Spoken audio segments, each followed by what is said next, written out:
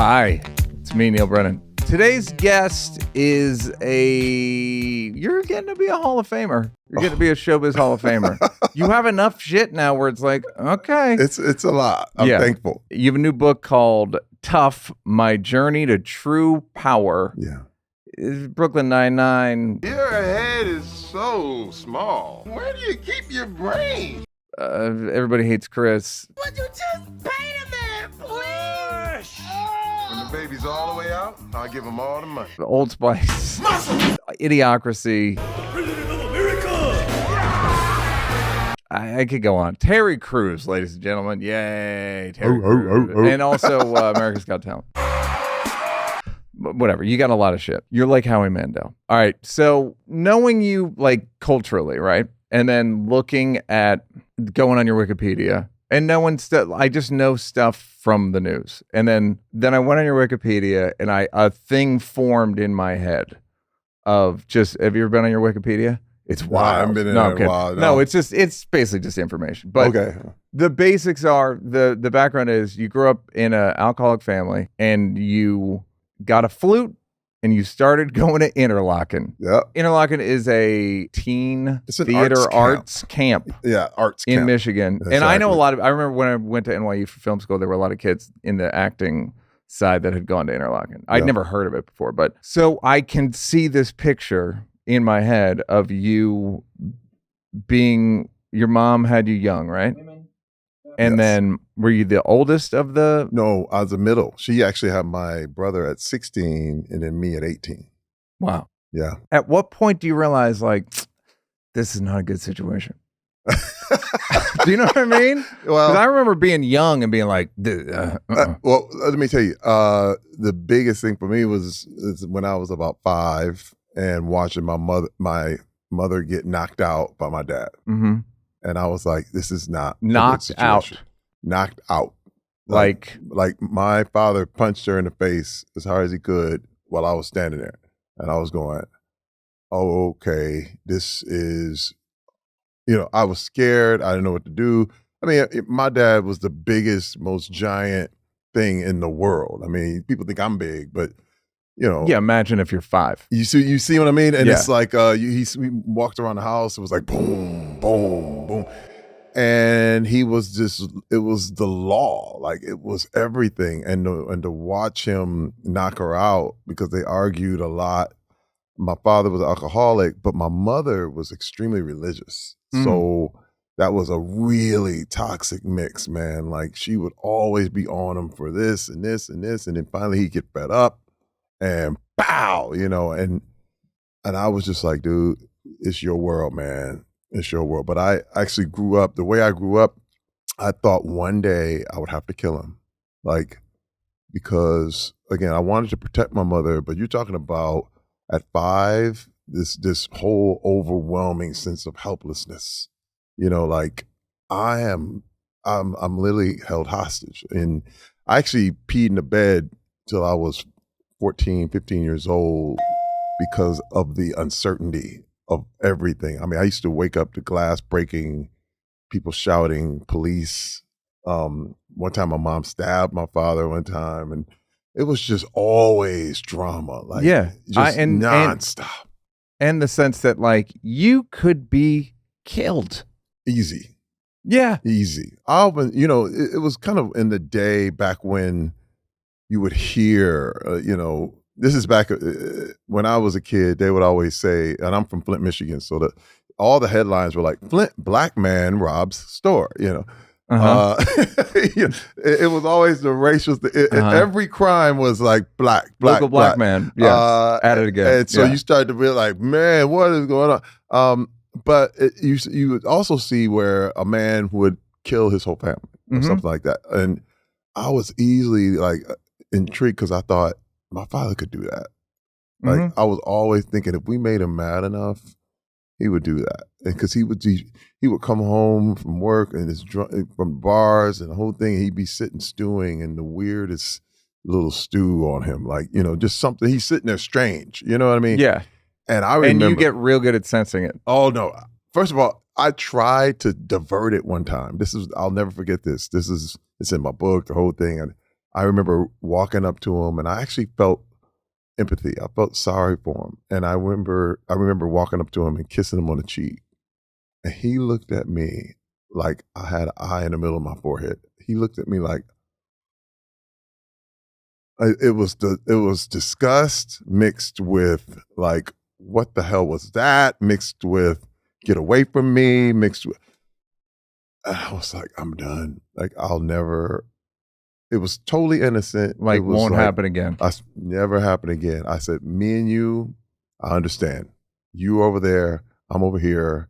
And then I also knew I got to get out of here because my mother on this religious thing, you have to understand, Neal, everything I'm doing now, I was not allowed to do as a kid. Like, Podcasts? I was not allowed to listen to secular music, dance, go to the movies, anything that was remotely fun. All we did was go to church, and that's it. We went to church. There were times we went, they would have a meeting every day, and then we would go twice on Sunday. And everything was the community. Everything revolved around the church. I never forget. Like $6 Million Man was on Sunday night, and we were like, "Do we have to go again? Like, we're gonna miss $6 Million Man?" Yeah. That was my big gripe. Yeah. I think that's a legit gripe. How do you, if your mom's still alive, if you guys discuss that, how does she square the sort of having kids 16, 18 and being super religious? Well, my mom did pass away in 2015, and we had various problems with the whole thing because there were times when she actually left the church when I was around 15. By that time, I was already kind of trying to find my way out, and I let her know because you got to understand, like, for years, my dad was the villain. Mm-hmm. And it was okay. Like, my mother would say stuff like, I wish he was dead. And I'd be like, yeah, me too.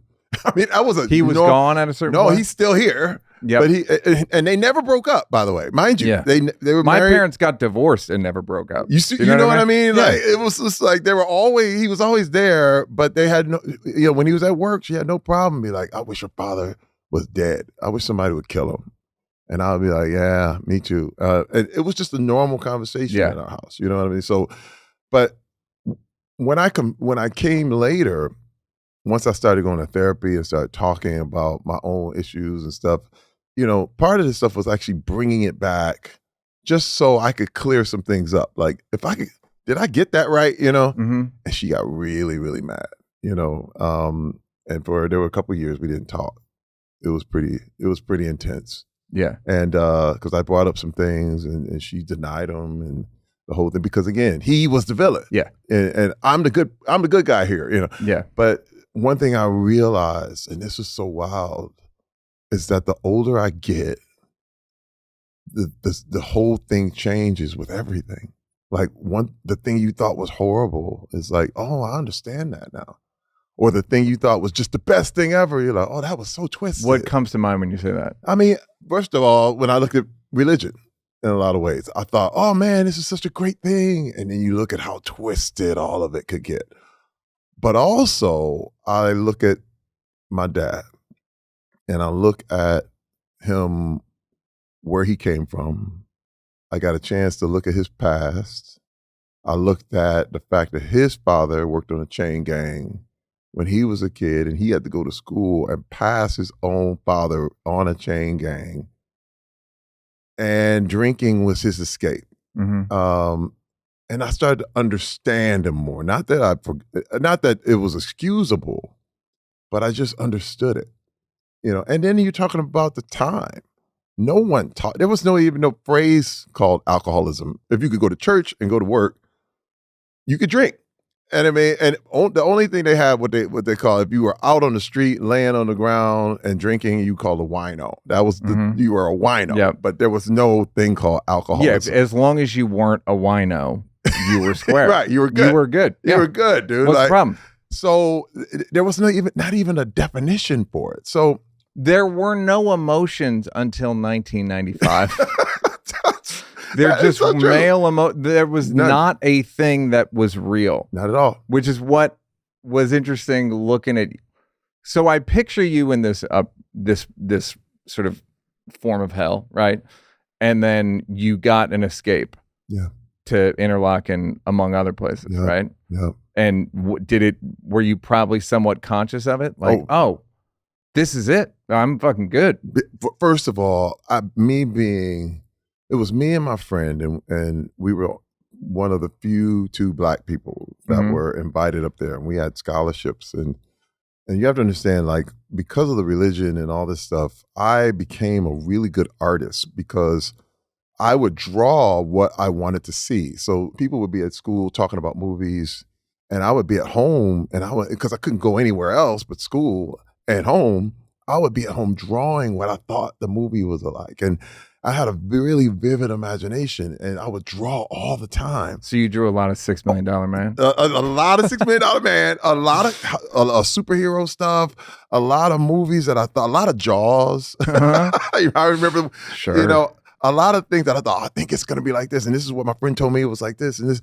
And then, so I got really, really good, and people started to notice. But also at the same time, I got this desire I knew that sports was going to be my way, because I didn't think art was going to actually be my way out of Flint. So, I worked out like crazy because, again, I thought I would have to kill my dad when I got older. And you probably, by the way, had plans, and you would envision it, and I'm going to this, and totally. Yep. I was literally like, I got to get stronger than him. Mm-hmm. I have to be stronger than him. And then I came up in the crack epidemic where, it was gangs, there were drug dealers, there were pimps, there was a lot of vices. And now, this is another thing. And I hated being, my mother being so strict and never let me do anything and all that. But to be honest, if I'd have been out there, I wouldn't be here. You see what I mean? When you look at the back, in hindsight, I would have been swept up in that game easily. You know what I mean? With drugs and gangs and all this stuff. But I was never out there. So it kind of preserved me. You know what I mean? It's kind of one of those things where I was preserved, even though I hated it, but it saved me from the street. And then when I was old enough to make my own decisions, I could go ahead and do what I wanted to do with the right mind. But so that's what I mean. One of those things where you're like, this is horrible. What a horrible life. And then you go, wait a minute, that actually saved my life. Yeah. Even though I would never recommend it for anyone. You know what I mean? Well, that's with all these blocks that we have here. There are a lot of upsides to, workaholic, just this stuff that there are upsides to these, what are also extremely negative. And it's like religion was hell, and I got to go to church, and I can't, but you're not going to get shot in the chest. No, not at all. Some drive-by shit. Exactly. Good luck figuring all that out. Okay, so let's do some blocks real quick. But okay, so that I'm not mistaken in how I pictured. I had a similar where you feel like trapped, and you're like, if I can just get out, that thing can get me out. And athletics, but you weren't like a recruited. Nope. I had determined that athletics was going to be the way, simply because that was the only thing I saw. It was the way to get out, to get a scholarship. I actually got an art scholarship, but it was only for $500. Mm-hmm.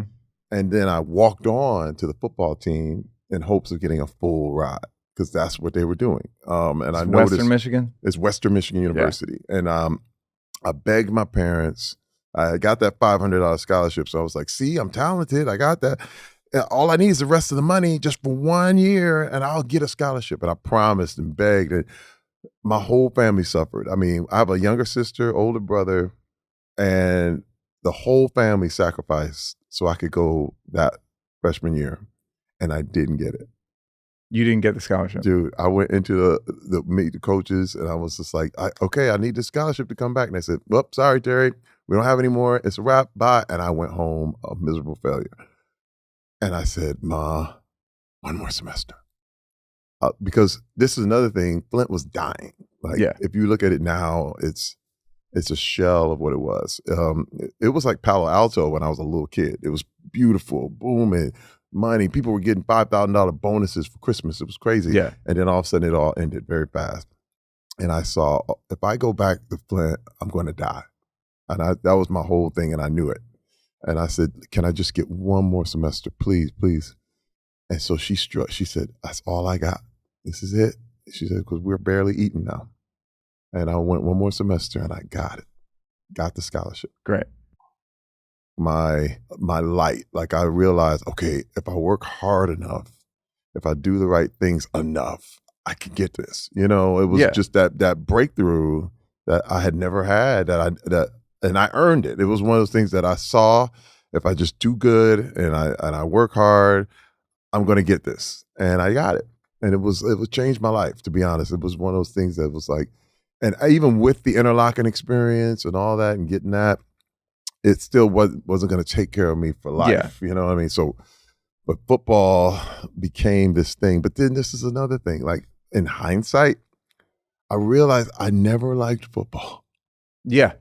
I think that that's more common in the NFL and the NBA. Like guys I'll talk to and I'll be like, a lot of these guys don't even seem to like basketball. And they're like, No, it's now it gets you what you need. It gets you what you're looking for at the moment. But the only thing I loved was playing outside all day with my friends. Mm-hmm. That's what I loved. But football, believe me, when I was done, people were like, "We're ever going to do any commentary?" I was like, "Dude, I'm finished. Like, I don't even want to. I have no desire. You don't watch I wouldn't it, even watch it." Yeah. One of the things, when I moved to LA back in 1997, there was no football teams here, which was perfect. That's why you moved here. It's one of the reasons. It was literally like, I don't have to look in the paper, and because I would be on teams and then get cut and then have to watch all the paper. All my friends are still on the team, and it was this horrible feeling of you're missing everything, you know. But when I moved out here, it was all entertainment. It was all that, and I was like, now I'm totally into this. I'm done with football. I don't want to be around it at all. It was crazy. See, I hate entertainment. See, something you and I have in common is I don't like what I'm doing either. I want to talk about the culture of football. Yeah. We've got blocks are coming, guys. Yeah. It's so, all right, I've heard you say, and I heard the secondhand, I don't know if this is a thing you say publicly. If it's not, I'll cut it. The NFL is prison with money. That's right. Jail with money. That was the thing. Fantastic. I said that, and I mean it. It's changed a lot lately. There are things that have been happening, I think, because of social media. But pre-social media, NFL it's alphas on alphas. It's all challenges. It's all one-upmanship. It's like being in prison. And it's all, it's like being hazed 24/7. You know, like it never a rest period. Never. It's the coaches are like, they're looking to replace you every second.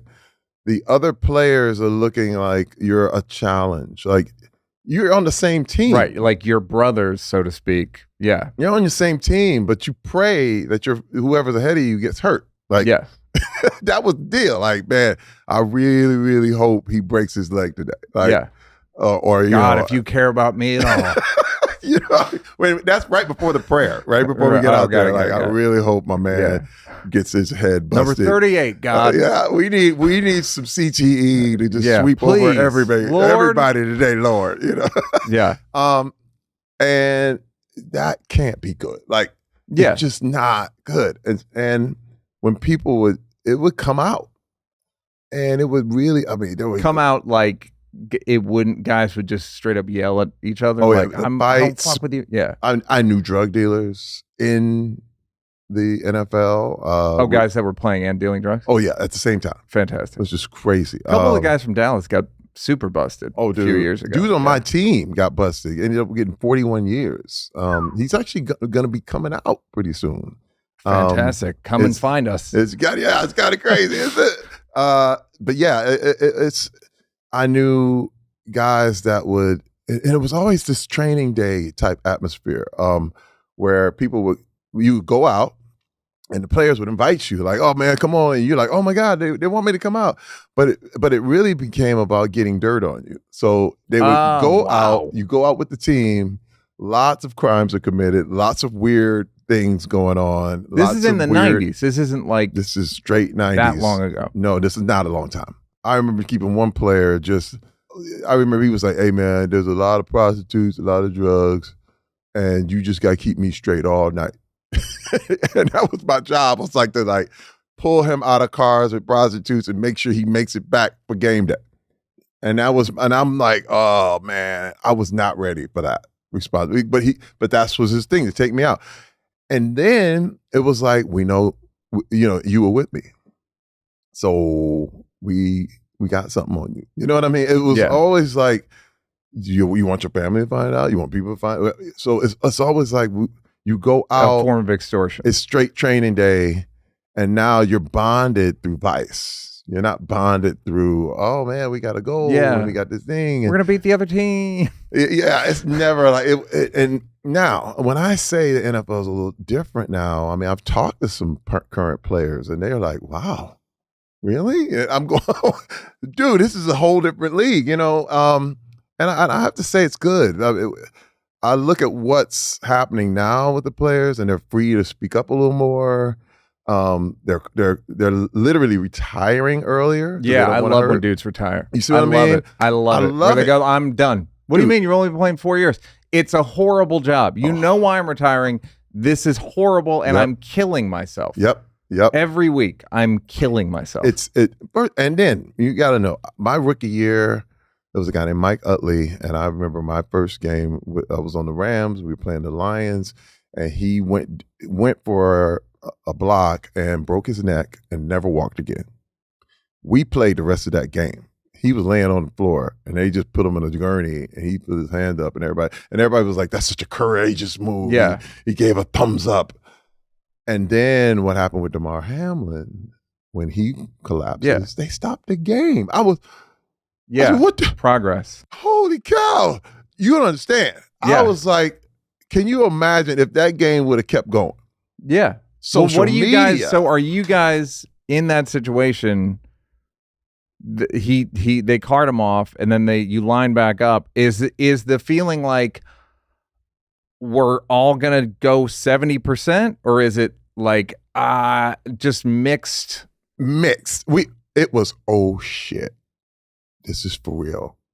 This is good. And they're like, Terry, go on in. You're like, I don't. You're going through the motions. Yeah, I promise you. Everyone at the end of that was like, they were just, let's go through the motions. Let's make it look like we care. Like a scrimmage. Let's go. I mean, but it was like, and then I remember, and in the same game, a friend of mine lost the tip of his finger. I'll never forget this. It was still in his glove when he pulled it off because he got it caught. And I was on the plane like, I don't like this. I don't like. We were on our way back, and it was like, why? It's a game. But it was just important. People care, and I was just like, I remember that could be me. And I thought about my kids, and I thought about my wife, and I thought about just like I want to do more than this. Like, football was not the end for me. I always wanted to be in entertainment. Yeah, always. So my goal was entertainment, but football was like a means, but it wasn't the end. I have an observation, which is most of men's leadership icons are military and sports coach. Yeah. And that's kind of like masculine totems. Yeah. Whereas you kind of went a different way. Was it a specific decision, or was it just like, I can't do it? And did you feel like a bitch half the time? Yeah, I felt like a bitch. Great. Straight up. But I knew what I liked. Remember, what I liked. Listen, one of the things that growing up, the thing that me and one of the best times I ever had growing up was when I'll never forget, my mother would be nursing an injury from what my father did. She'd have some peas on her eye and whatever, and we would sit and watch Carol Burnett. To us. And I was like, oh my God. And we would laugh. And I said, that's power. Like, to me, the fact that this made my mother laugh in the middle of this heartbreak, and we were crack up, and it was like no pain, no sorrow. It was, I said, I want to do that. Like, Carol Burnett, Vicki Lawrence, Harvey Korman, Tim Conway, man. And it was so funny. And it was like, it was a dream for an hour. You know what I mean? And she was so sweet. And Carol Burnett, people like Richard Pryor. They would go and they would do all that. I was like, I'm Carol Burnett. Nobody will ever be Carol Burnett in my eyes. And growing up, Pryor only got 7 episodes. Yeah, right. He did. I mean, Carol Burnett was on for 6 But people would come seasons. and do the concert films. No, you know what I mean? That's all we would hear. Yeah. You know. But I watched that Pryor show too, by the way. Sure. Money. Yeah. But then, that was my thing. And like you said, it does make you feel like a bitch. It makes you feel but that's like, what I'm wondering. Once you get into this, there's that thing of having a dream. It's like, it's easy for me to look at Saturday Night Live as a kid and be like, that, right? Yeah. I'm not in a 6'2". I don't have to work out to.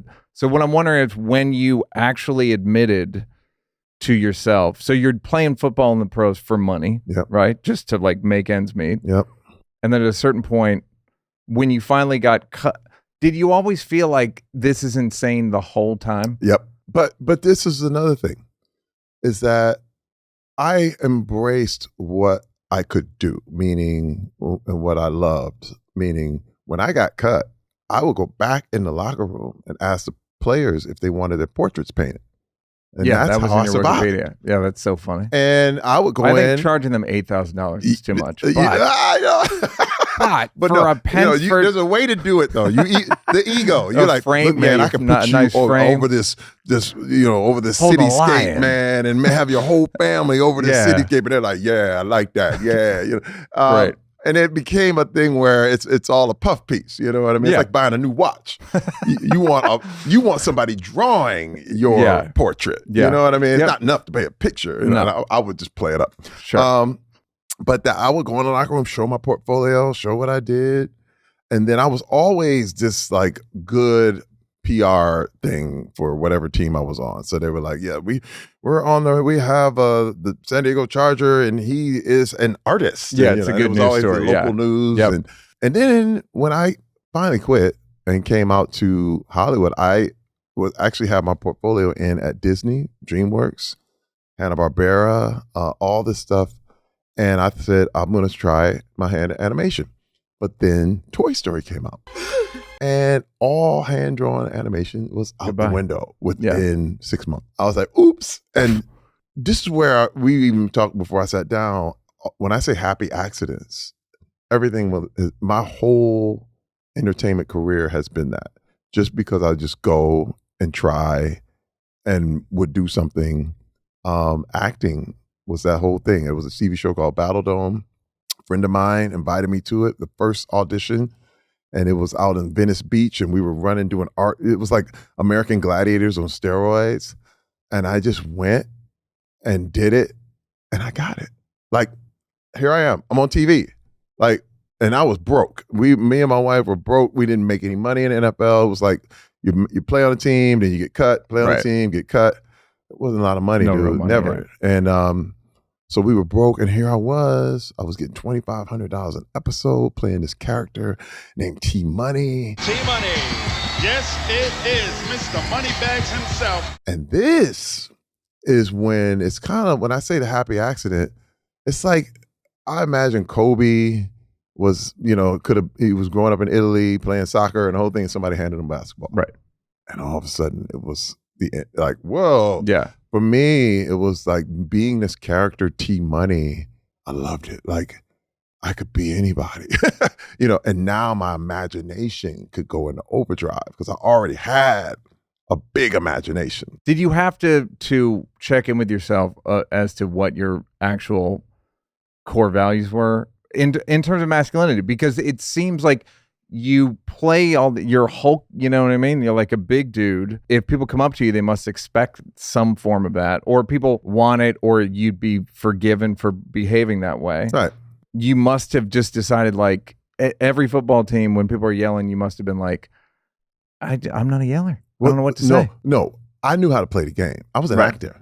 So I could do. You were an actor. You were acting like a football player. Oh yeah. Hey man, yeah. So let's go in there and let's go in there. We got it. We got cover 2, and you know, and you got to understand. Coming up in Flint, I would have my portfolio, and I would be walking through drug dealers, and they'd be like, "Hey man, what you got? Oh man, this is stupid, man. I don't know." Yeah. And I would just pretend, and they'd be like, because if you talk too nice, he sound white. Yeah, exactly. He sound white. And that was a problem. So Yeah. you made sure you didn't sound too intelligent. Yeah. Because then they think you better than me. You're like, no, I what? Huh? Yeah. You just act like you don't know what you're talking about. And then I would go in class and nerd out. Like, oh, guys, look at this. Oh, my God, this is amazing. And no drug dealer would ever suspect. Neal, that was my whole thing, dude. And so I did the same thing as an actor. I could so funny. Fly into T-Money like, what's up, bitches?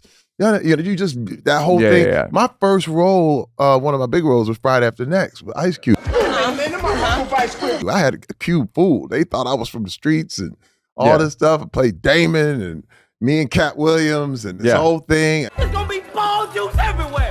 Everybody get And I told my wife what it is. She's like, oh my God. Like, I'm going, yeah. I'm trying to rape a pimp the whole movie.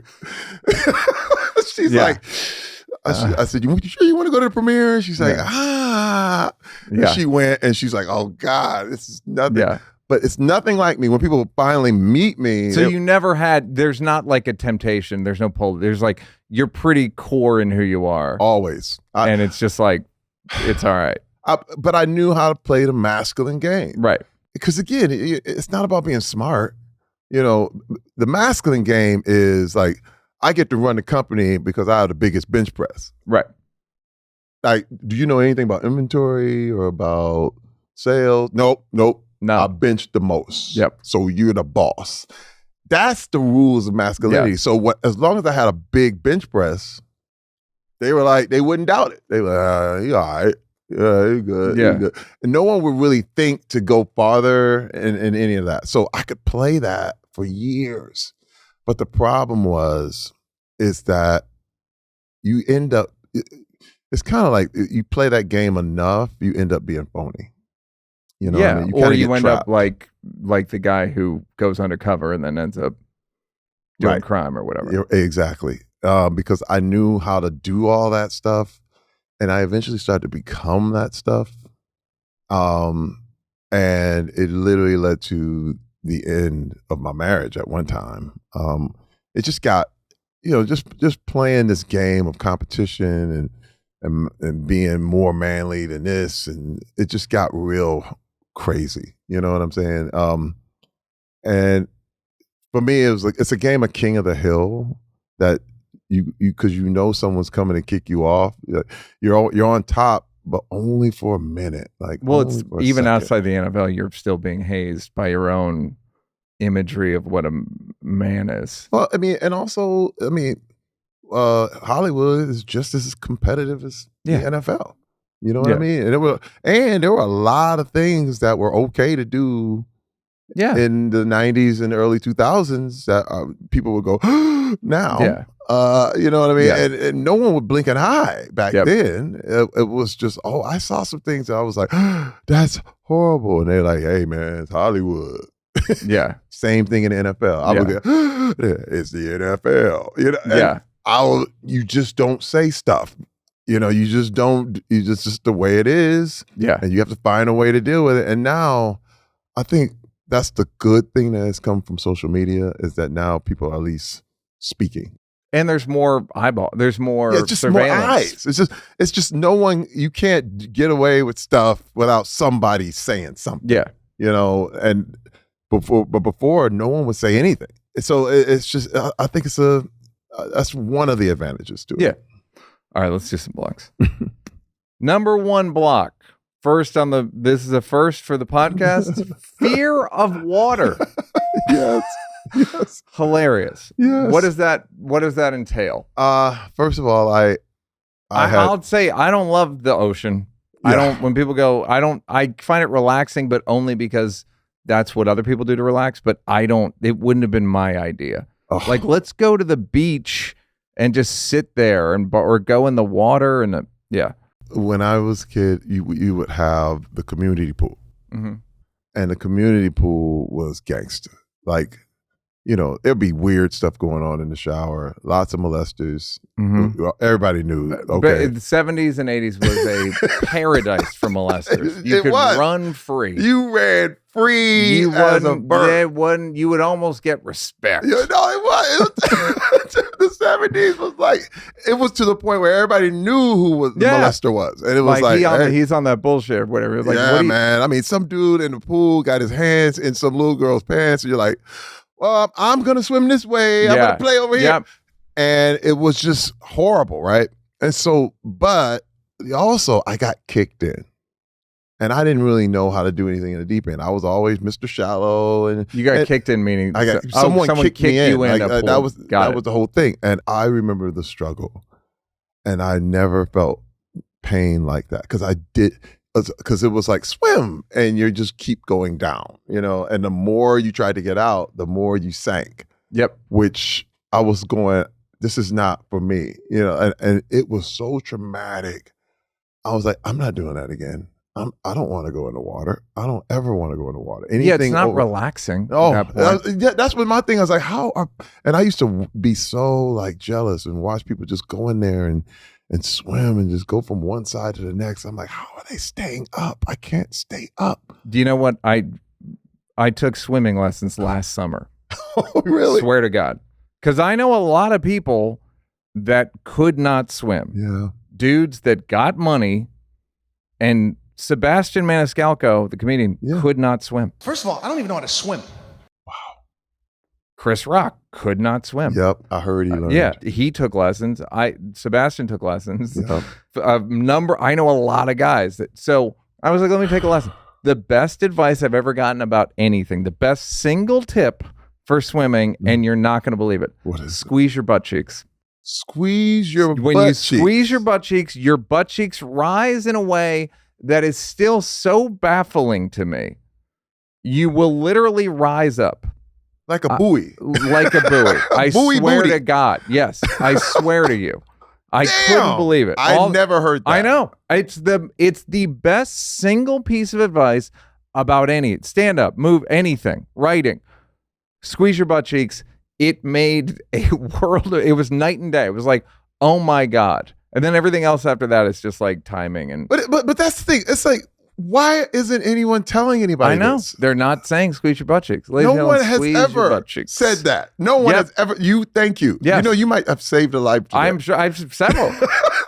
I actually learned how to swim just around 2020. And I was able to go from in the water, and I conquered this trauma, and I learned how to get in deep water. And if you get deep, you just go to the bottom and you push yourself up and come down. And it was so liberating. Like, and again, I still have it though. Yeah. It's not like it went away. Like and this is the thing, my kids learned by having fun. Yeah. So my whole family can swim. And we're like, they're in Hawaii and we're on boats and they jump off and they're in the ocean and they're like, la, la, la. And they're like, come on in. I'm like, I'm just going to enjoy it right here. And I know that fear is still there. And one day I'm going to try it with ocean water one day, but I'm just not ready. It's still a with fear Neal there. Brennan's butt cheek. Yeah, but the butt system. Cheek thing. The butt cheek system, the BCS. It's so good.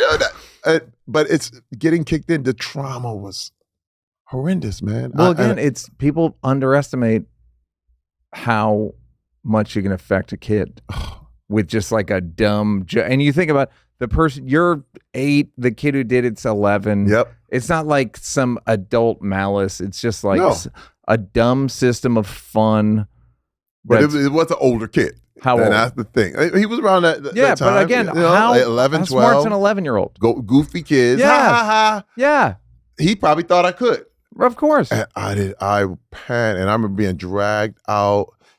and then everyone laughing, and that was the other thing, because it was, there was no such thing. Just that there was no alcoholism, there was no bullying. Bullying. It's just like that's how people talk to each other. The teacher would be laughing at you, calling you all kind of names. Like, yeah. You know what I mean? By bullying. What are you talking about? You a bitch is what you are. So no such thing as bullying. And just wondering why you feel more and more alone and more to yourself. And I will never, ever let my secrets out at all, because someone will use them and against you. And so I was known as the kid who didn't swim. Oh, dude. And they were mocking me all day. Oh, man. I get traumatic. The trauma comes right back when you're like, oh, man. And that's where this fear came from. But I finally faced it. And that's funny because you said that, because I read that Chris had taken lessons. Yeah. And I was like, oh my God, we were the same. Because I remember putting on my Instagram, me swimming all the way across the pool. And I was so happy because I actually did it. And I have a pool. And it's. Well, that's what's funny. It's guys who talented enough for one thing. Here's a house with a pool. Yeah. And you're like, oh, okay, well, I don't have the skill to do this. It's like having a never car learned. And being scared to drive. Yes. You know what I mean? Here's a Maserati. Yeah. One day I have to leave here. Yeah. But yeah, so, and I'm sure you felt silly posting it, and I'm sure you were, or maybe you weren't, but surprised by the amount of people who were like, I couldn't swim. I couldn't. Oh, yeah. Well, let me tell you, I finally got over the embarrassment thing where in life or about just swimming? In life, hey man, people fart, I fart, so that's how it goes. And what? But see, that's what people would say. No one farts. You actually, you know what? When I want to do it, and I don't like fart humor generally, but you can do this because you're on sets a lot.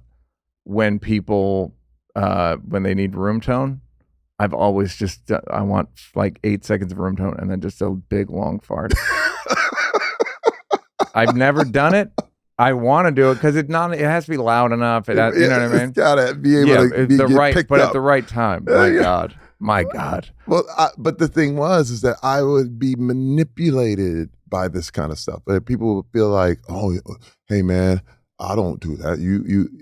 And so I realized that I had to be, in order to be a good performer, I had to be what you would call unembarrassable, because that was the only way I was going to learn. Because when you're embarrassed, you stop. You stop learning, you stop growing, you start doing. And this is one thing that I always admire. Now, I'm not a comedian, never been a stand-up comedian. I've been a comedic actor, been doing a lot of funny stuff. But one thing I admire about comedians is they know how to bomb, because they face the embarrassment all the time. It's a thing where the joke didn't work. Yeah. On to the next joke. Yep.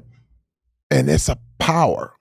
And I realized by that, being unembarrassable gets you past so much shit. And also being comedians, you guys put your shit out there, your own personal stuff. And I realized I got to do that. I just got to be honest about what I am and where I am. For years, this manly thing, it would just, I knew the game. Like, you couldn't do that in the NFL or even starting out. Farting in the NFL. You know what I mean? Movies like The Expendables, you don't want to show any weakness. I don't want to show anything like that. What are you doing? I know how to do everything. People wouldn't work out together because they want to see how the weights that everybody had and the whole thing. Dude, funny. And then everybody, as you should have saw, there was 5 Escalade SUVs that would go 10 feet. They get in and get out just to go to set. You're like, it's all that, I'm not, you can't stand me up. And I just realized, now I'm walking. Yeah. I'm good. Like you were talking about outside today. Hey man, you stand. I don't want you to leave y'all standing outside. But hey man, people stand outside and wait all for the people time. to come up. Yep. Yep. You do it. If you might get recognized, can't stand outside and ring the doorbell and wait, where are you in life? You're gonna have a problem doing everything. So being unembarrassable is so freaking important to me, man. And what I've learned with that is, because my Netflix specials are pretty revealing and shit, but it's what ends up happening is I just go first. Yeah. And then everybody else goes, you know what? And it's a bit of a 12-step meeting. Yeah. In that you express something and then everyone goes, I got a lot out of your share. Yeah. And then also the idea, Judd Apatow was on the podcast and he said his wife, Leslie, man. For Leslie, I think in terms of performance, always talked about commitment. Always talked about the only thing that's embarrassing is when you're not committed. She's like, he goes, in our house, that's the worst sin. Is not committing to something, which is like was great to me. So great. Good. Yeah. It's like, oh, I've never thought of it that way. Like that's to not commit is the embarrassing thing. Dude, that kind of mantra came to my aid big time.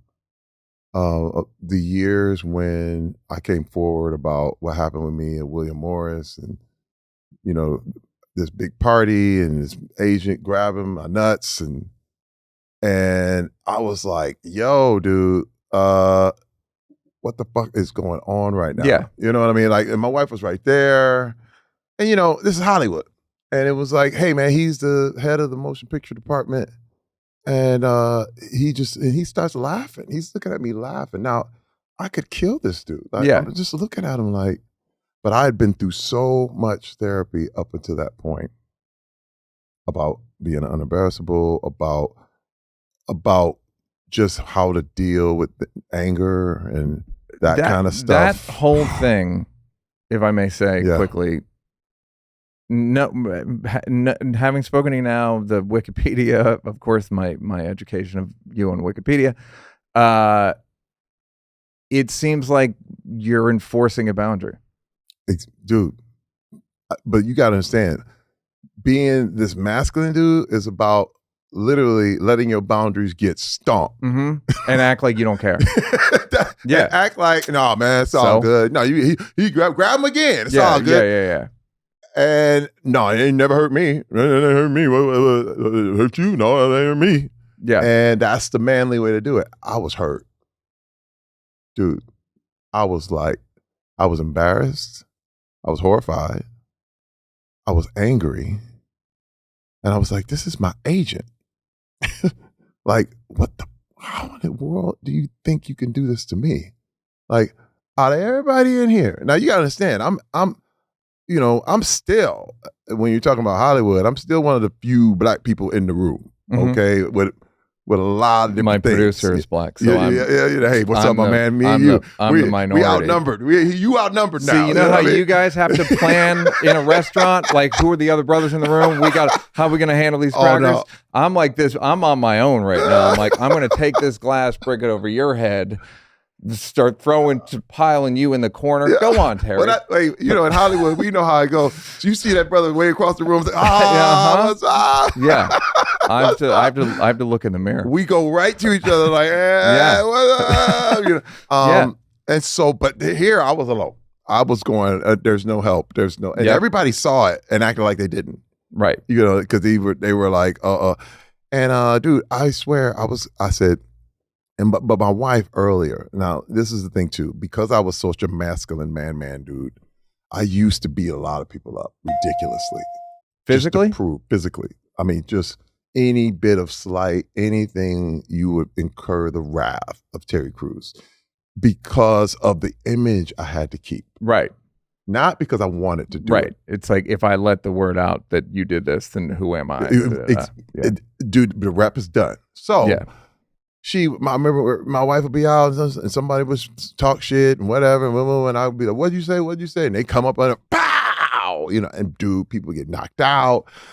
Police come in, the whole thing. My wife said, look, this has happened too many times. She said, first of all, you're going to either get shot or you're going to go to jail or you're going to get so sued, we're going to lose everything we have.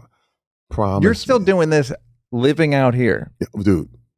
It was the football mentality because you remember the roles that I was taking. Yeah. I mean, it was kind of like manly man. I was funny, but it was still like, yo, well, the peck pop. What are you talking to me? It was this thing where I got to say the peck pop's more fun than very embarrassing. True. Very true. It's a lie. It's not intimidating. Look, it's a good time. You might be trying to intimidate me. I'm having a blast. It's not happening. It's not happening. But the whole thing used to be, I ain't no punk. Yeah. I ain't.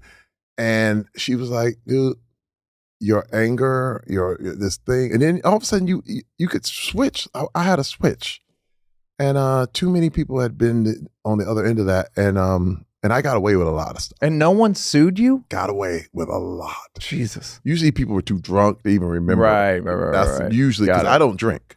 So the other person would always be like, and then they probably like, who, what? And it was all a blur.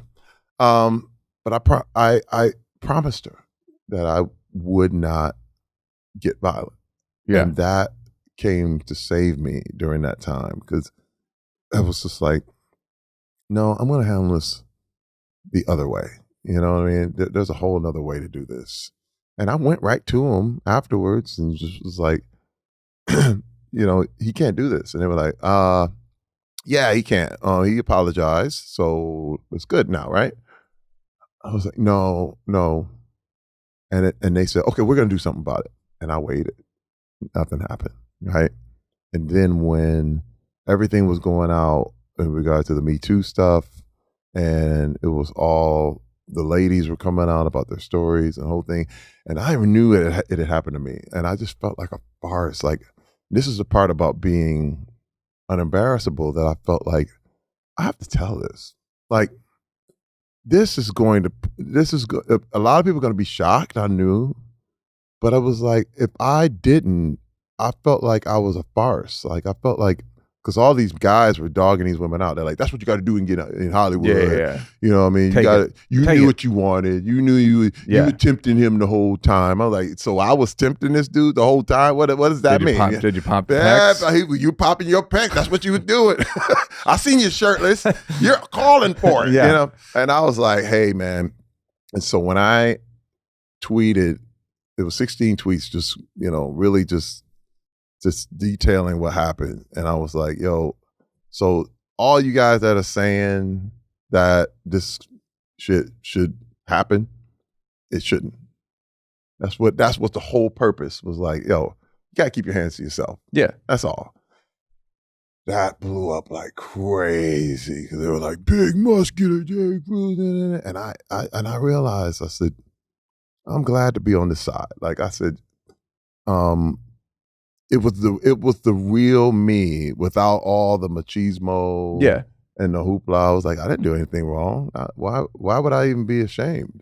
Did you worry about any of the people that you were violent against coming for you? No, because there was enough distance behind that, you know what I mean? So, usually, after a few years, the statute of limitations had been gone.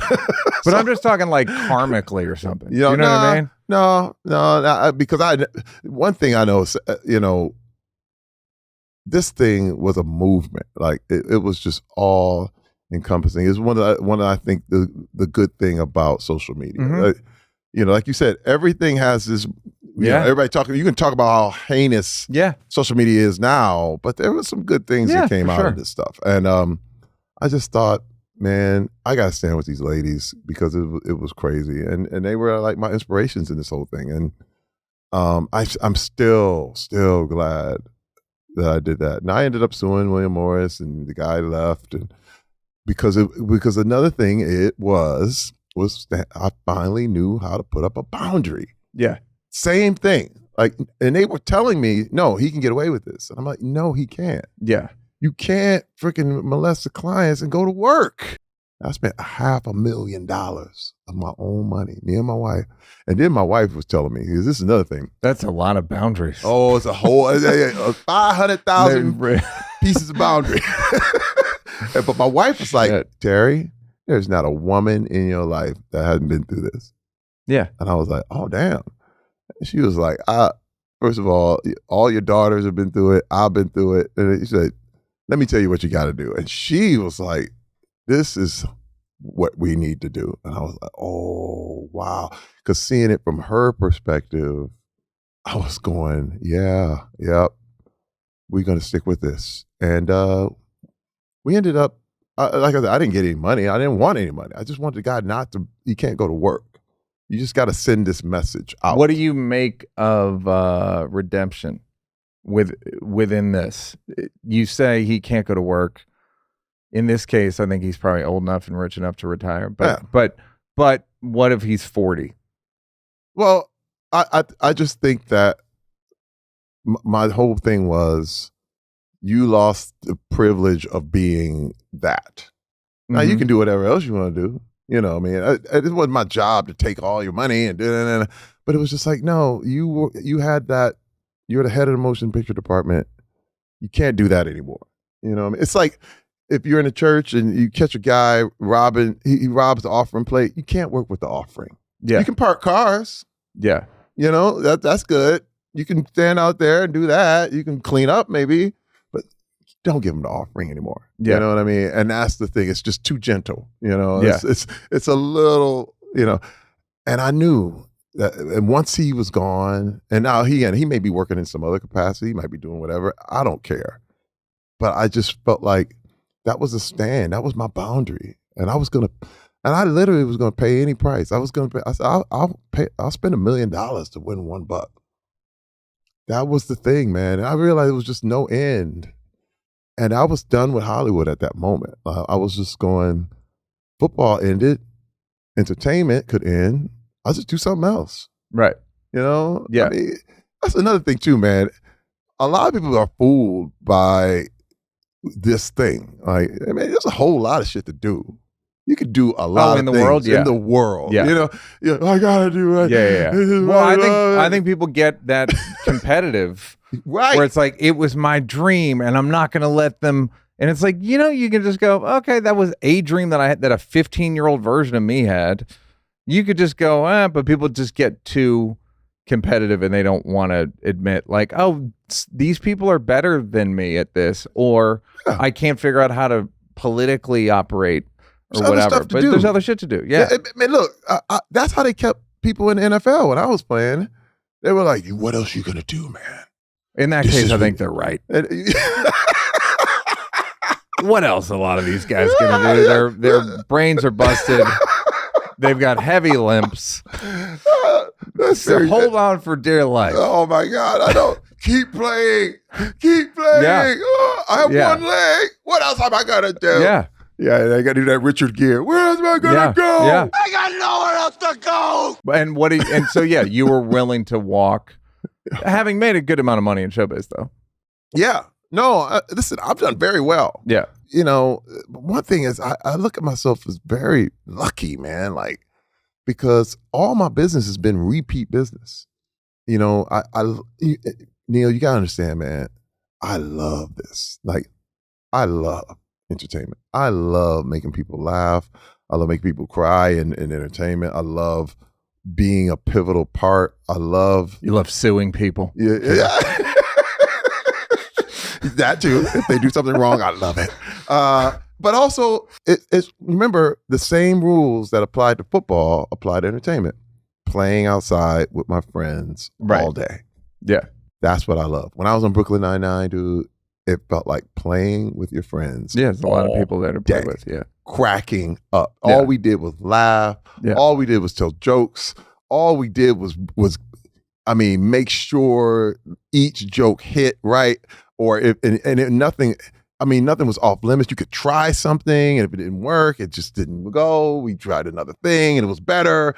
Dude, and I go home happy. Yeah.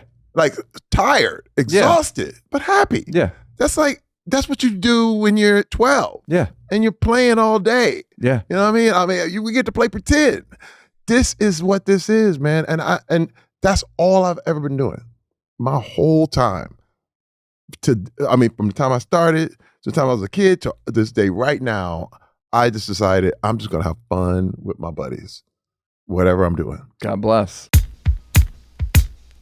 Buying tickets to see things shouldn't be stressful, but yet we all know it is. GameTime, on the other hand, is the fast and easy way to buy tickets for all the sports, music, comedy, and theater near you, with killer deals on last-minute tickets and their best price guarantee. You can stop stressing over the tickets and start getting hyped for the fun you'll have.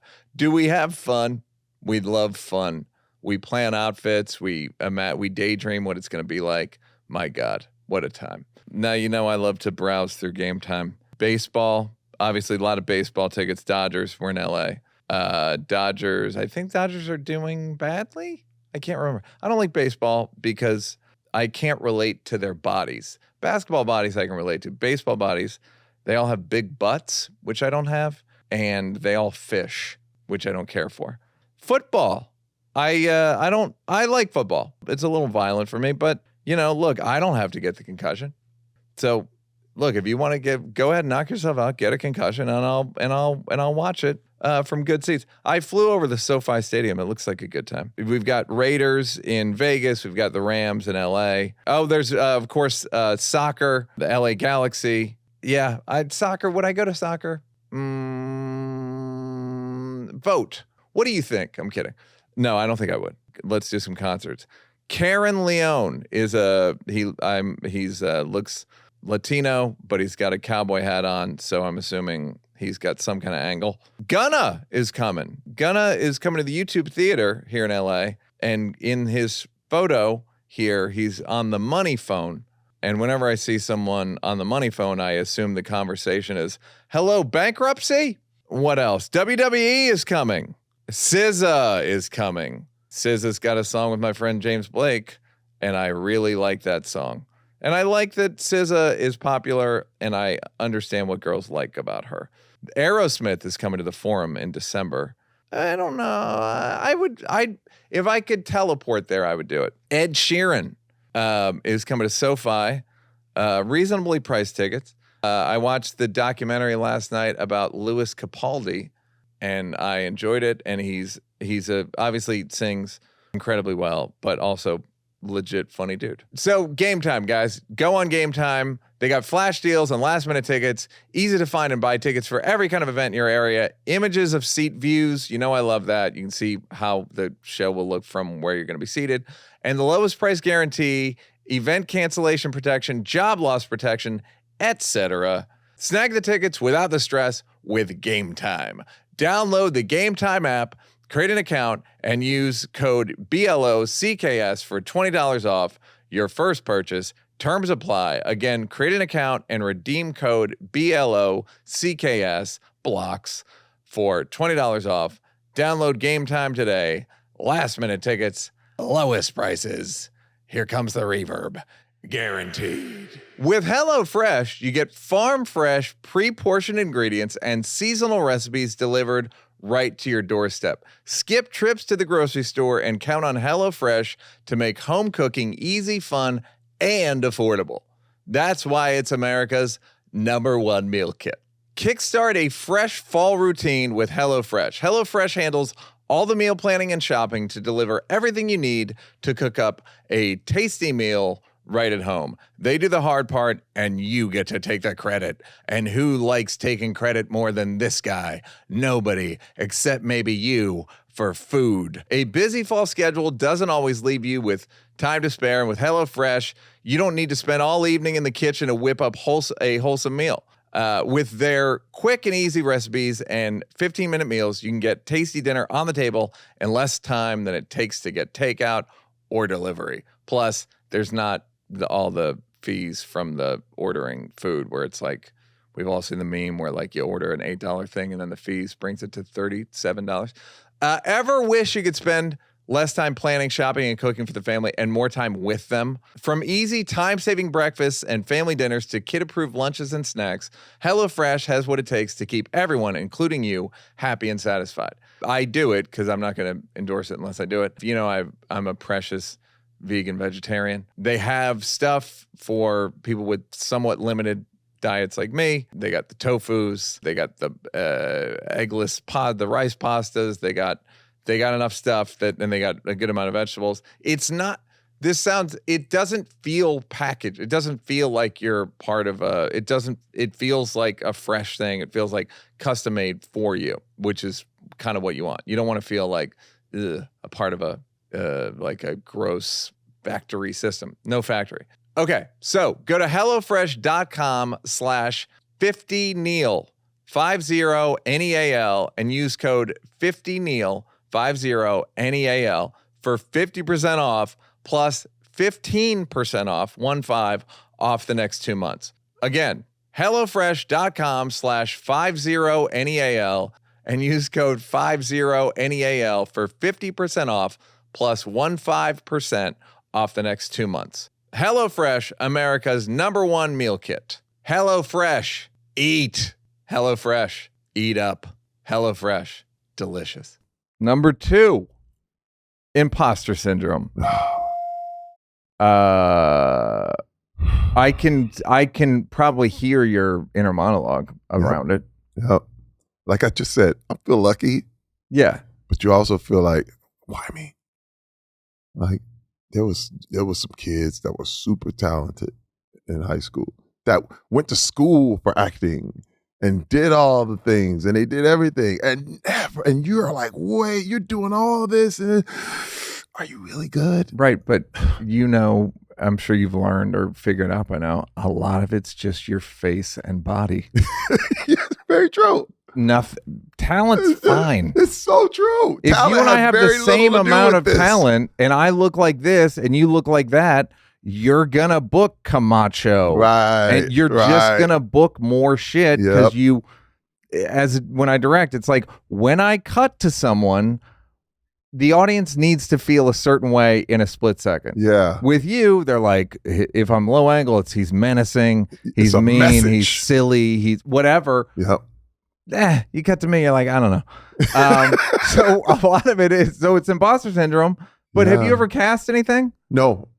What's interesting is it would be an interesting exercise. I always want people to come, if I'm just casting a commercial, and I'll go, come watch these 90 people. Wow. And you just go, nope, okay, nope. It's all a feeling. It's a feeling, but it's mostly just physical. Yeah. It's just a lot of it's just kind of modeling in a weird way. Yeah, but it's too much. You're saying it's too much put on talent. You have to be talented, right? But everybody, when people say I'm talented, you can know I'm talented. I look like what I look like. You're gonna cast me as a jerk or a boss or a drug addict. That's just what it is, guys. Wow. You know what I mean? Dude, first of all, butt cheek buoy. But I'm remembering this. The Neal Brennan's butt cheek system. BTS. And it's and just, most of it's physical. Dude, I You're not going to be cast as a 22-year-old. But see, this is the thing. I remember, I had a crisis, and this was bad. Everybody Hates Chris. Well, we were shooting this whole thing, and I remember saying the lines, and I was just like, I'm not believable. Dude, I doubted everything I was doing. It was around the 3rd season, and we only did 4. But around the beginning of the 3rd, I was like, you know how there were things where when I did the movie White Chicks, I felt every word. I knew I was like, it was knocking it out the park. Well, you also worship white women. Go ahead. We all know that. That's why the part worked. It was excellent. Okay, I knew it. But at the same time, when I was doing that, first 2 years, I was like, okay, I'm getting better. But then there was a moment I was just going, I'm not good. I'm not good at this. And I was horrified. Like, I thought everybody was going to see it. I thought everyone was going to notice. I remember asking my wife, she was like, no, it looks great. What are you talking about? But I was like, I don't believe it. I thought she was lying. And then you start to feel like everyone is just pandering. Mm-hmm. And it was like that for a long time. And that imposter syndrome is a big, big block. I mean, even now, I'm hosting America's Got Talent, and I'm out there and it's live and the whole thing. But you know, I'm big. I'm a big personality, and I like being like, hello, everybody. I love that. I like walking in a room. What's up? Hey, because this is the thing. Attention is the hardest thing to get. Like, especially now. If I walked in like, hey, everybody, how you doing? Some people can do that. Yeah. I can't do that because people are like, they're still doing their crosswords. They're still looking over here. They're still doing. I'm like, yo, I want that. If that's what the mission is, you know, I want to get that. But then I get, you know, you look at some tweet or something, and like, he's so loud, he's too loud, and why is he yelling? You have a mic. And I'm like, oh yeah, I'm yelling too much. And maybe I never was supposed to do this. And it's so crazy how it'll creep up. And I've been doing it for 5 years. Yeah. I mean, it's the only talent where you wake up and go, I don't think I can do. And I don't think airline pilots wake up and go like, I can't fly planes. I don't understand. I'm a doctor. I don't even know what a scalpel is. That is exactly, you go, and it's like every time you do it, you're starting from the beginning. Yeah. Get back in line. That's what I call it. Get back in line. Great. Get back in line. That's exactly it. And you feel like it's the first time you've ever done it. And you go, why can't these lines, why did I say that? And then you start redoing what you did or the audition process or whatever. And you're like, there's times I've totally monked up an audition. Then I go in the car after the audition's over and do the thing for like 2 hours by myself. Yep. Just so I could do it and I could do it. But it's a waste of time. And it's so ridiculous. But this is the stuff we go through. But I feel like I could be dead wrong. I feel like you prepare a lot. I do. That to me is the best. It's the antidote for kind of every malady that we face as performers. Because like, if you prepare, you're not going to be nervous. You're just going to be like, no, I'm just going to run this system that I've been prepping. I prepare so much, Neal, that my wife, she told me, I think you have a learning disability. Because what I would do is write my lines. Shout out to wives. Yeah. This is one reason why I'm so messed up. But she said, I think you have a learning disability. I mean, because I would fill notebooks. I mean, with just my lines. Yep. And I would rewrite them so I knew them. And I could rewrite them. I had the same system. Use it. And I mean, Phil, it looks like literally like Jack person. Nicholson and the whole thing. Like it's just all work, no play, makes Jack a dull boy. Yeah. And I have full of old lines, and it just and she's like, something's wrong here.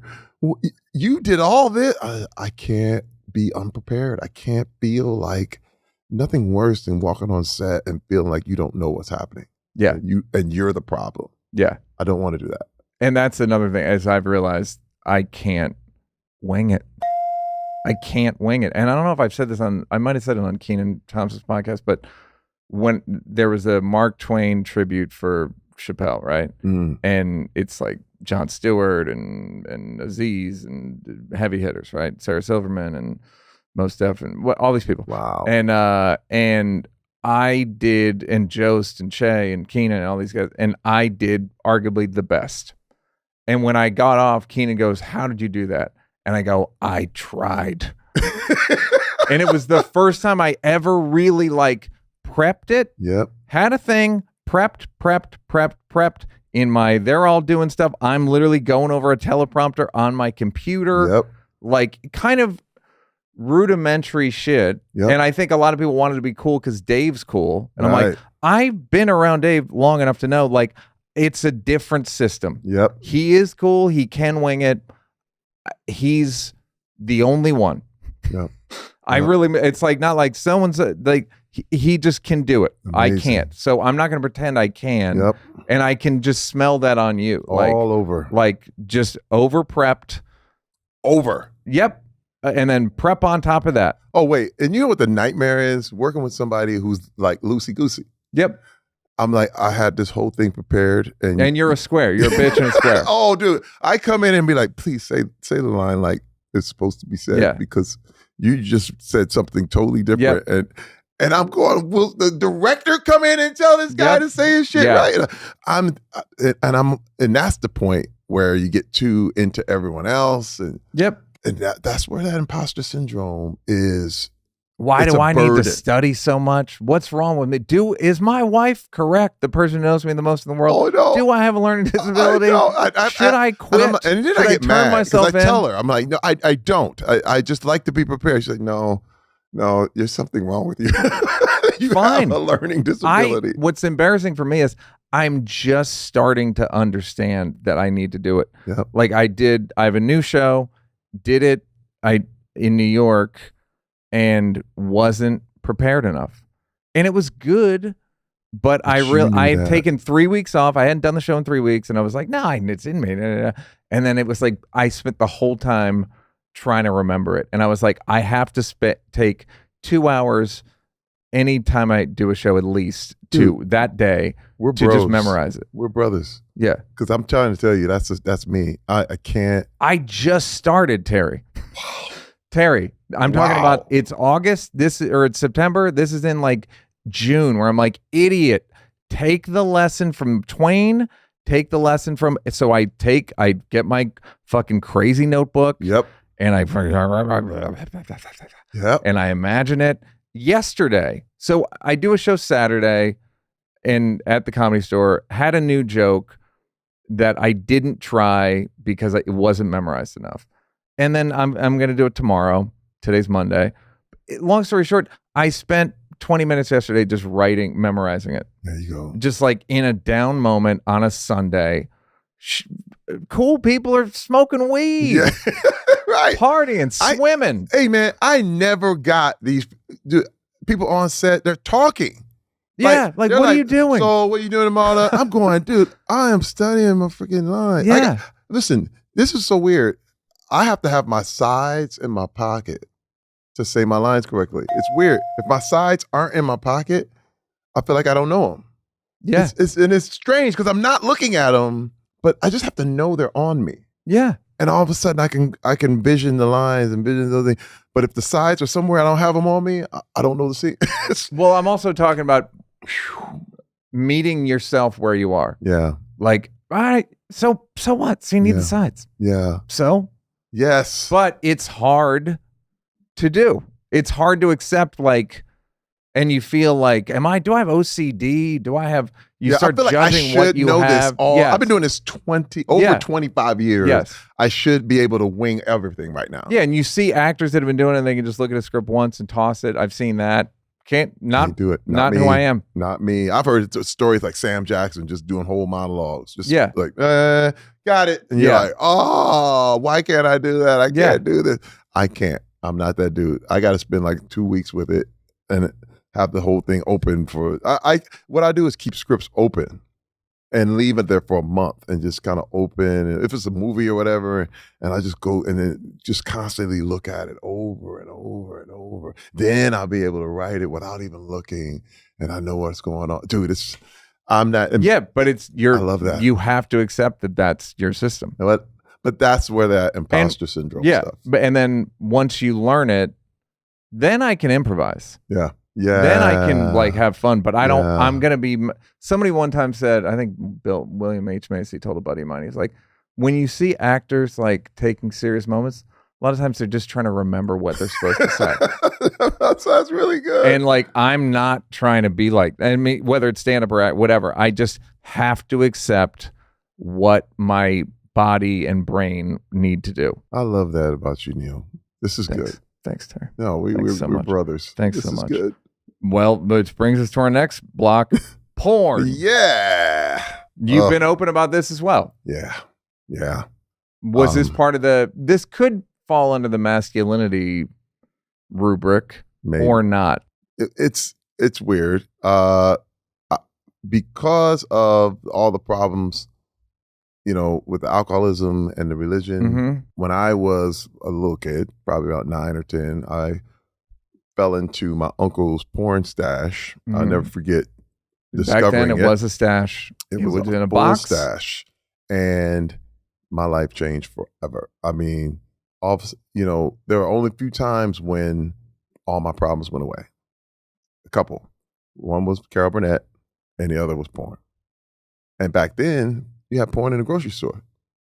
You could literally see Playboy. That was right there up with the milk and cheese was on one aisle. And that was just the thing. They were like, and I remember going into the store to get some stuff and my mother sending me in and I did not leave. And she was like, she came in like, what are you doing? And I was sitting there with the magazine rack with a Playboy and I just could not move. And then I came up in the era of, first days of cable when Playboy Channel, Escapade Channel, this kind of thing. And then, Escapade, that's a deep cut. You remember that? I'm going way back. And then it was so weird because they were all based on like. You ever jerk off to a scrambled? Yeah. To a scrambled Playboy? No, but let me tell you, this is the thing about the scramble.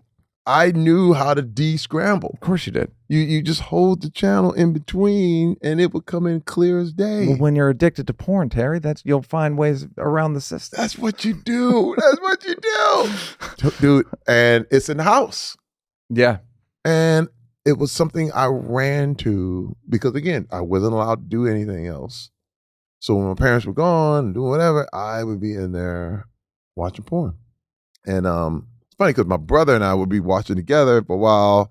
And then he'd be like, man, I'm not doing this anymore. I don't need that. And I was like, you go ahead.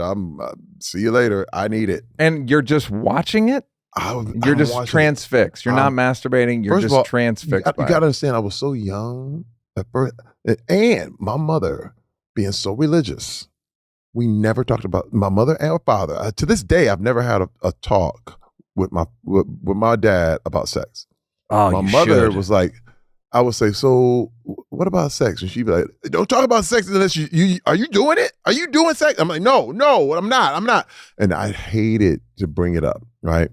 Because it was always comes with shame. So I tried to act like I wasn't ever thinking about sex.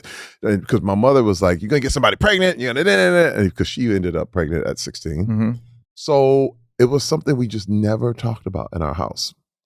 So I never forget the first time I did jack off. I was like, what is going on? And I had to be around 13 but I had been watching porn and different things since I was 8. So I didn't even know this little gift that kept on giving. Is that what this was about the whole time? I was going, this is the gift that keeps on giving. Oh my God. And then it was. So it's a way to escape. Yeah. And then add an orgasm to that. It's like sex is a frequency that is very hypnotizing and arguably the strongest hypnotic frequency on earth, right? Yeah. And then you use that to escape from a bad place, where you lived emotionally. Yeah. And then you rely on it for the rest of your. That's it. I mean, you gotta say, I hadn't even had sex until it was my second year in college. So I was a virgin the whole time through high school. Because it didn't occur to you because you had so much porn at home. I mean, well, this is the thing. I wasn't allowed to have girlfriends either. Oh, so all right, that'll do it. That was another thing. Yeah. But because again, you're going to get somebody pregnant. So there was a huge, it just became a problem, man. And when I say a problem, I thought getting married was going to end it. I got married the day before my 21st birthday. Me and my wife have been married 34 years. And I thought, oh man, when I get married, I got a real woman. Now I'll never need porn again. And then we got in an argument and I was like, I need porn. And that hit me. I was like, oh shit. Did you realize immediately uh-oh? Yep. I mean, immediately. Because we got in an argument and I was going, now I need porn. Because, uh-oh. So you'd call your uncle, find a stash? So then you realize, but that's 20 years before you do anything about it, right? Right. See, dude, this is why it's so bad, because I would even, and this was really affect me even as I started playing football and the whole thing. I had this whole secret life where I would keep my porn. You got to cut myself. from 2 teams for masturbating too much. No, that never happened. You might be on my Wikipedia, but no, that did not happen.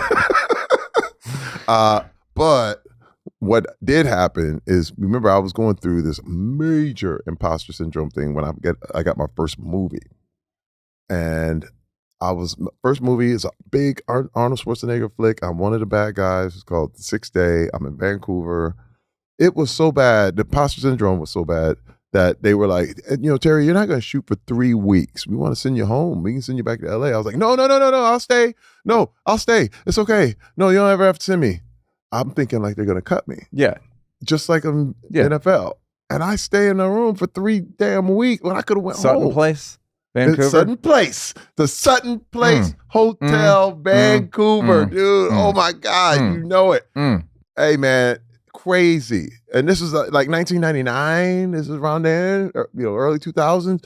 And I'm going, and I'm watching all the porn on the set, the whole thing, dude. And then finally, I tell myself I'm just going to get a massage to kind of work out the kinks, and been working out a lot, but knowing full well I wanted to try out something.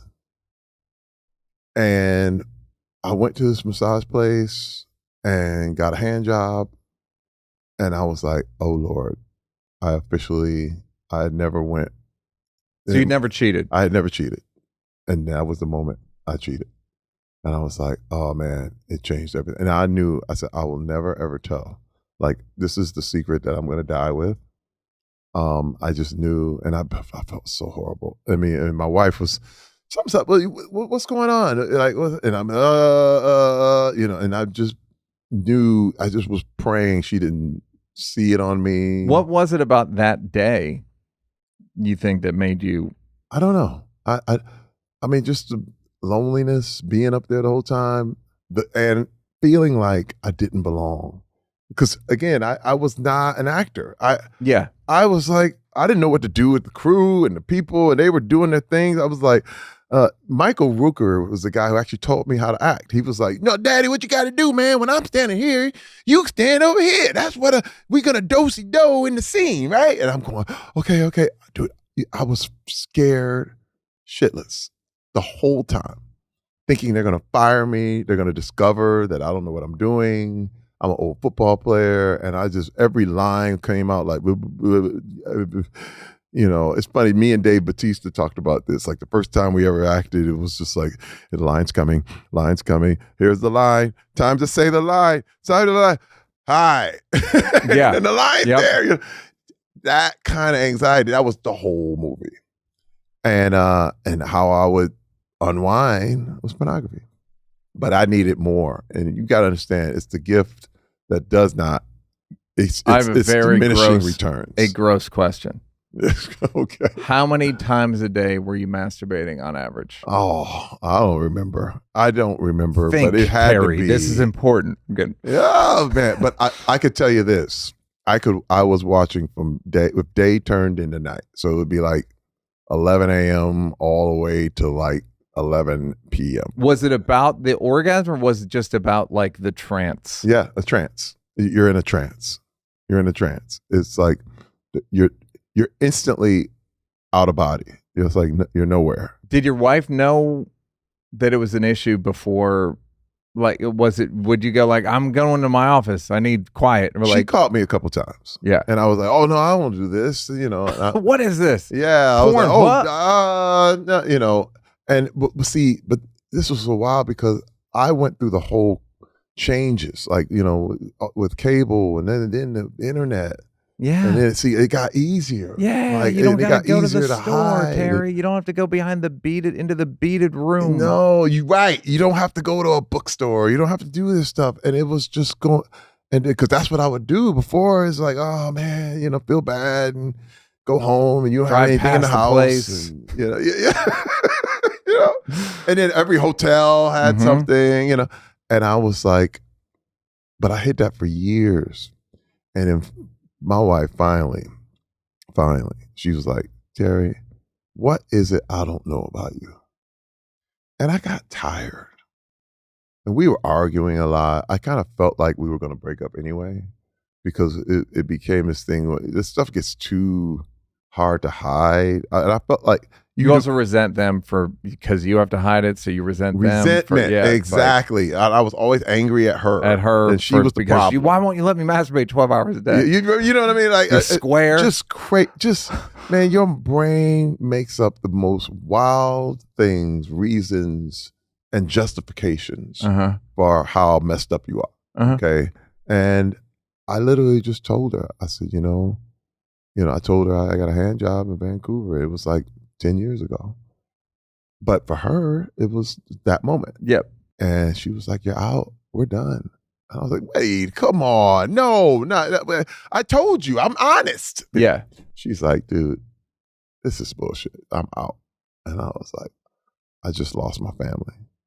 And that was the first time that I realized I did not have control over my life. Like, it was, and now, I gotta say this, because a lot of people feel like they say, well, pornography addiction is never listed in the list of addictions, and it's natural and this and that. But it was my issue.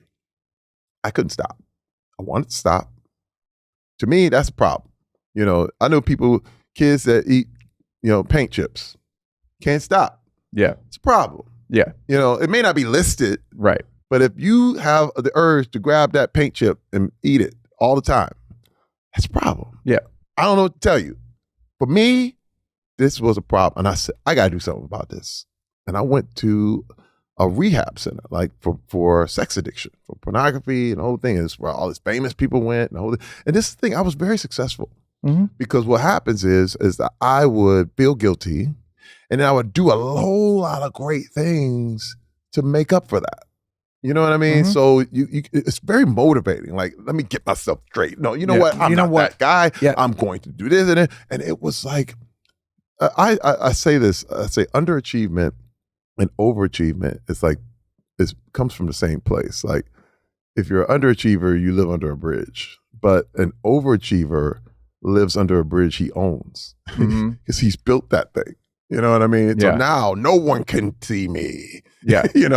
But the point is, you got to come out of freaking bridge. You got to come out. You got to just be you. And I was never me. I was always an image and this and that. And then it all fell. Like, the image was even to my wife. She didn't even know who I was. You know what I mean? Well, that's what I'm wondering. It's like, how do you just have to rebuild the whole relationship after that? Everything. But you're still mostly you. I mean, like, she likes you. Right. She's in love with you. There's this other Terry that she didn't know anything about. It was double life. That's what the whole thing is called. It's called a double life. And she liked this life, but this other thing was like, what are you doing? And I had to be very, very honest about everything. Like I'm talking right to you right now, you know? And it took a while. I mean, to a point where I can now just talk about my own, because now I'm one person, I can talk about these things.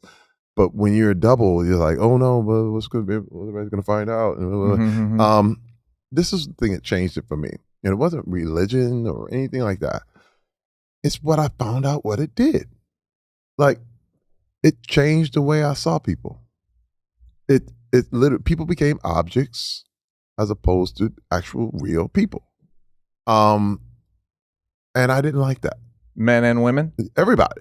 Just because the nature of porn is not how are you feeling?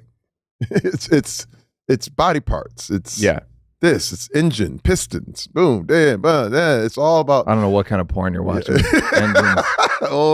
and pistons. Well, God bless. I'm just saying, it's a lot of stuff. You know what I mean? But the thing is that I didn't like it. It changed me. And then I didn't care about people. I'm curious how it affected your take on men.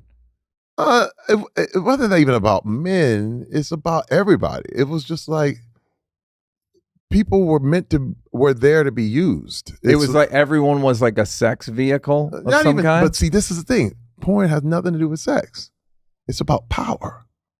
You know what I mean? It's power. It's the fact that I can get you to do anything. Like, when I say this, I remember going to a strip club as a football player with the guys. And, I'm going to the club. Yeah. And the girl's on the stage and the whole thing, and she comes down and she starts to talk about her kids and bills and like, stop. Yeah. Because she's becoming human right before your eyes. Yeah. She'll whisper her real name to you. You're Candy, right? Yes, keep it Portia and Candy. It's like, oh my God, what? Helen? Stop. Human woman names. Human. I need brands. But it's not human. Gucci. Hey, get back on stage and become a doll, become a picture, become that. And that is what I didn't like about who I was becoming. But you could feel that way about anybody. Like, man, you're stupid. Like, you could talk to people and feel like they're just idiots, and you're the smart one. I'm the guy who knows. Well, I have the power. Fame's not great for that either, buddy. No, it's not.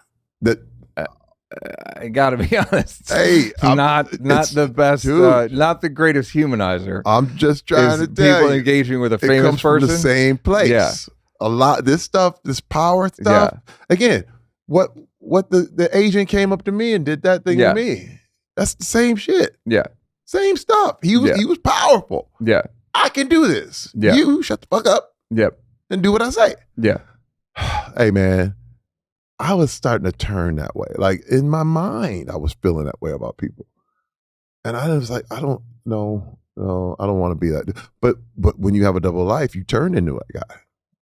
And then you try to turn them off when it's convenient. And right. But that's the stuff I learned in therapy. And I had never been to therapy because in where I grew up, it was illegal for black men to go to therapy until 2015. Very, very illegal. We finally got that overturned. They say you can't cure crazy. That's a real term. Oh, right. Yeah. So you saw it. It was a way just to escape. That's it. Now that you're done escaping largely, what have you had to, or what have you chosen to settle into? Well, my actual feelings. Like I couldn't be sad. Because wait, man, how you doing, man? I'm good. Yeah. How you doing? Crushing it. See, you notice? You see how I just said that? How you doing, man? No, I'm good. What yeah. Why you want to know? Yeah. It's literally defensive. It's like, oh, hey, you saying something's wrong with me? Yeah. Now it's like, man, if I'm sad, I'm sad. Mm-hmm. I don't feel good right now. Yeah. I'm honest about where I'm at. I'm honest about what I don't like. Whereas before it was like, no, I like that. It's cool. Again, boundaries. Yeah. Boundaries, dude. Like, and accepting yourself. Accepting yourself for like, yep, I got to memorize. I'm going to feel sad. Yep. No, I'm a bitch who likes to draw. Yep. And with a learning disability. And I got a learning disability. Of course, my wife just diagnosed me. And yeah, but it is a lot of life is escape, pretending to be the regular thing. I know why people smoked crack. I know why people got drunk. Mm-hmm. I mean, I know why my dad did it. It was just, man, it helped me understand. Me going through my own thing helped me understand why he escaped. You know what I mean? I'll be honest. I haven't rolled crack out. Yeah. I'm not. It hasn't come my way. It'll come when it's time. It's not. If I get a terminal illness diagnosis and someone goes crack, I'll be like, I right this way. Like, what do I care? What are we holding out for? Oh my God. I want to feel it. Were you horny, or were you horny for getting out of your existence? Right. It had nothing to do with being horny. It was just about escaping. And it was, you know, and you know what? One thing that I used to say, I got a high sex drive as a man. You gotta give yourself some props on that. Like, you know, I'm just a little more manly than the other man. You know how it is, baby. Yeah. Right. Yeah. Played that game. Yeah. When, you know, actual porn is really not very manly at all. I mean, it's just. What do you mean, trapping women and paying them $900 to give them UTIs? I think that's the most masculine thing a man can do. Dude, when you start, I mean, that was the thing. When I started discovering just what it really is and what it does. Now, again, I don't think anything should be outlawed. I'm not a guy who's saying, okay, ban this, ban that. I'll tell you that right now. But I just think that you just need to tell people what it could do. Mm-hmm. Porn will never tell you about itself. Like, I mean, I get texts now of porn. You know, people, and they're texting my 18-year-old son, you know, boop, boop, boop. You know, it's people like, hey, good time tonight. I'm like, I don't know this person. My wife is like, who's texting you a good time tonight? I'm like, I don't know. I'm getting spammed porn because they know that if you get the look and you want to look, and then people just get into it and they're hoping. First of all, I don't know any person who discovered porn at 18. Right. It's always when they get you as a kid. Because the whole point is to get you hooked. It's like, just demand. You give the crack away. Yes. And it sells itself. Correct. That's the point I'm trying to make. It's just a little bit like Tell everybody what it's doing. Okay. The contrarian in me says, I discovered porn at the same 12, 13. I'm just like, a masturbate once. That's good. Right? So is my relationship healthy? Is there such a thing as having a healthy relationship with it? Or is the whole thing like condemnable? I think that has a lot to do with you. I think that you are healthy. If that's the case, I know people. Listen, I know people have a drink and they're fine. Yeah, but same then the other people, it ruins their lives. Yeah. But do I think there should be no alcohol? No, I think it's up to the person. But for my personality, for who I am, it's not a good look. It just doesn't work. Yeah. You know what I mean? And I know a lot of people who are not. See, this was the opening. This is the eye opener. Because I thought everybody was. Mm-hmm. And I thought everybody had a double life. Yeah. And I thought they would like, man, I don't do that. And I'm like, I think a good barometer that a friend is watching too much porn is when they know their names. Just when they're like, you see Jillian Michelson, you're like, who? I go on there, it's some lady, I don't know. They're like famous in your house. Specific actor. What? And see, this is another thing. It's funny because people say, well, me and my girl, it's all good and we do it together. And then I totally get it. But if she said, I don't want to do that anymore. Now all of a sudden it's like, what was that? What? You'll find out if you have a problem if she says, no more.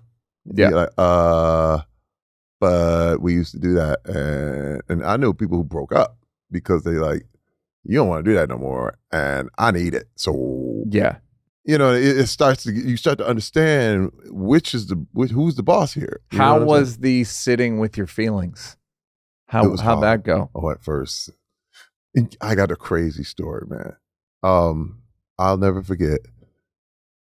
This is the first time out of the whole therapy stuff. I'm watching Lean on Me with Morgan Freeman, and he's kicking those kids out of the bad, kids that are messing up the other kids. He kicks them all out of school. He's like, "You've all been expurgated," and the whole thing. You are all expurgated. I start crying, and I can't stop crying.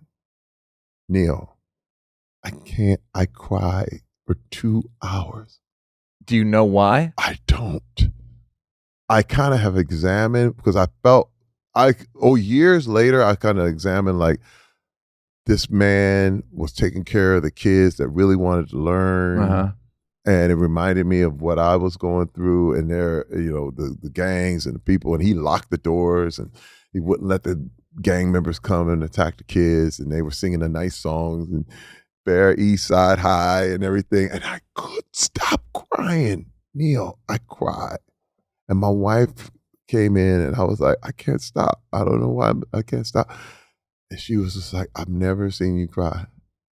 She was literally like, and my wife had a miscarriage and I didn't cry.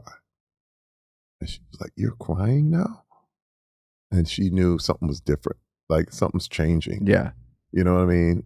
And that was so deep. And we're just deeper than we think. Like, how did you stop? Did you just block it on your phone and it was all kind of techniques. I mean, I just became very, very honest. Gave passwords to my whole family. My wife knew she could grab my phone at any time. She could look at you never erase the history, stuff like that. And that works for the beginning, just to get. And then after a while, you have a new system of living. Yeah.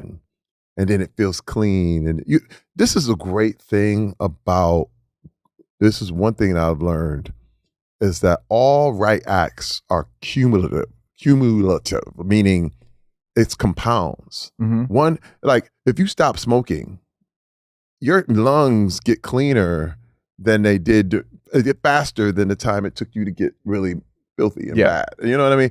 Your lungs are already like, all right, okay, just give us a break. Yeah. And all of a sudden, you'll pretty much be back to health very quickly and a quicker time than it took you to get messed up. I think everything is like that. You know what I mean? But bad things they accumulate as well. You know what I mean? So it's the body wants to repeat shit. yeah, and if you just stop bad actions and this is another thing is that I learned willpower doesn't work. You have to replace it with stuff. So this is how I became Mr. Do a lot of good stuff. Like I became very, very active as an actor. I started hosting. I started doing, I mean, when I quit porn, my career went pow. You can almost see where Terry does everything. Like I'm Terry Crews. Welcome back to me not masturbating. That's a great theme show. That's a great theme for a game all show. Of your jobs. Terry Crews not masturbating. I always say, you know why Robert Downey Jr. is so good? You're watching a man not do cocaine. Yes. He plays Iron Man. Yep. What he's really playing is Robert Downey Jr. not doing cocaine. Dude, and it makes you good. Yeah. You get focused. Dude, I had 4 or 5 jobs. I was creating stuff. I was whittling on the side. I was making yarn. I was doing all kind of crocheting and working and painting and acting and hosting. Yeah. And I was like, okay, that's one day. Day one. Yeah. And I'm going, shit. It blew my mind. Yeah. But I was also wasting a lot of time. Yeah. You know what I mean? When you think, all of a sudden you get something started and 2-3 hours of porn and then I'll finish that later. I was writing. I got movies I wrote, shows I wrote. I was just, and I said, I like it here. Yeah. I like it here. I feel productive. I'm doing good things and it's good stuff. And I don't feel guilty. What year was that? Oh my God. This was back in, my wife and I, it was 2010. Great. Number 4, block perfectionism. Yeah. In what way? I think it's the flip side of the imposter stuff, where now you have to be absolutely perfect. And I would be self-punishing if something came out a little less. Like you mentioned, like you just tried, trying that joke or whatever, or doing that show and it didn't. It was good. Yeah. That would bug the mess. I mean, where the fact is, I would bomb an audition and do it 2 hours in the car all alone. Like, you could have done it 2 hours before. Yeah. Right. But I usually had. And so what was it? I mean, just nerves. Yeah. It was sometimes, I remember I did this audition for this show and they told me it was my job to lose. And that was the worst setup ever. Say no more. Oh, my hands I had the sides of my hands and it was just like, so while I was doing the audition, I'm going, and I'm going, dude, and you just watch, I'm watching their faces just go, oh, and I'm bombing. And that's another thing that helped me become unembarrassable, because perfectionism is against that. Like, you always embarrassed. Yeah. Always. Like you constantly like, I have to look like this and this is another thing too. I mean, even when with fitness and stuff like that, you're like, oh my God, I don't see my abs anymore. Anything you eat, you're like, oh no, I shouldn't eat that. And it's exhausting. And you can easily slip into, but now I've learned is, man, it's pie time. Have your pie.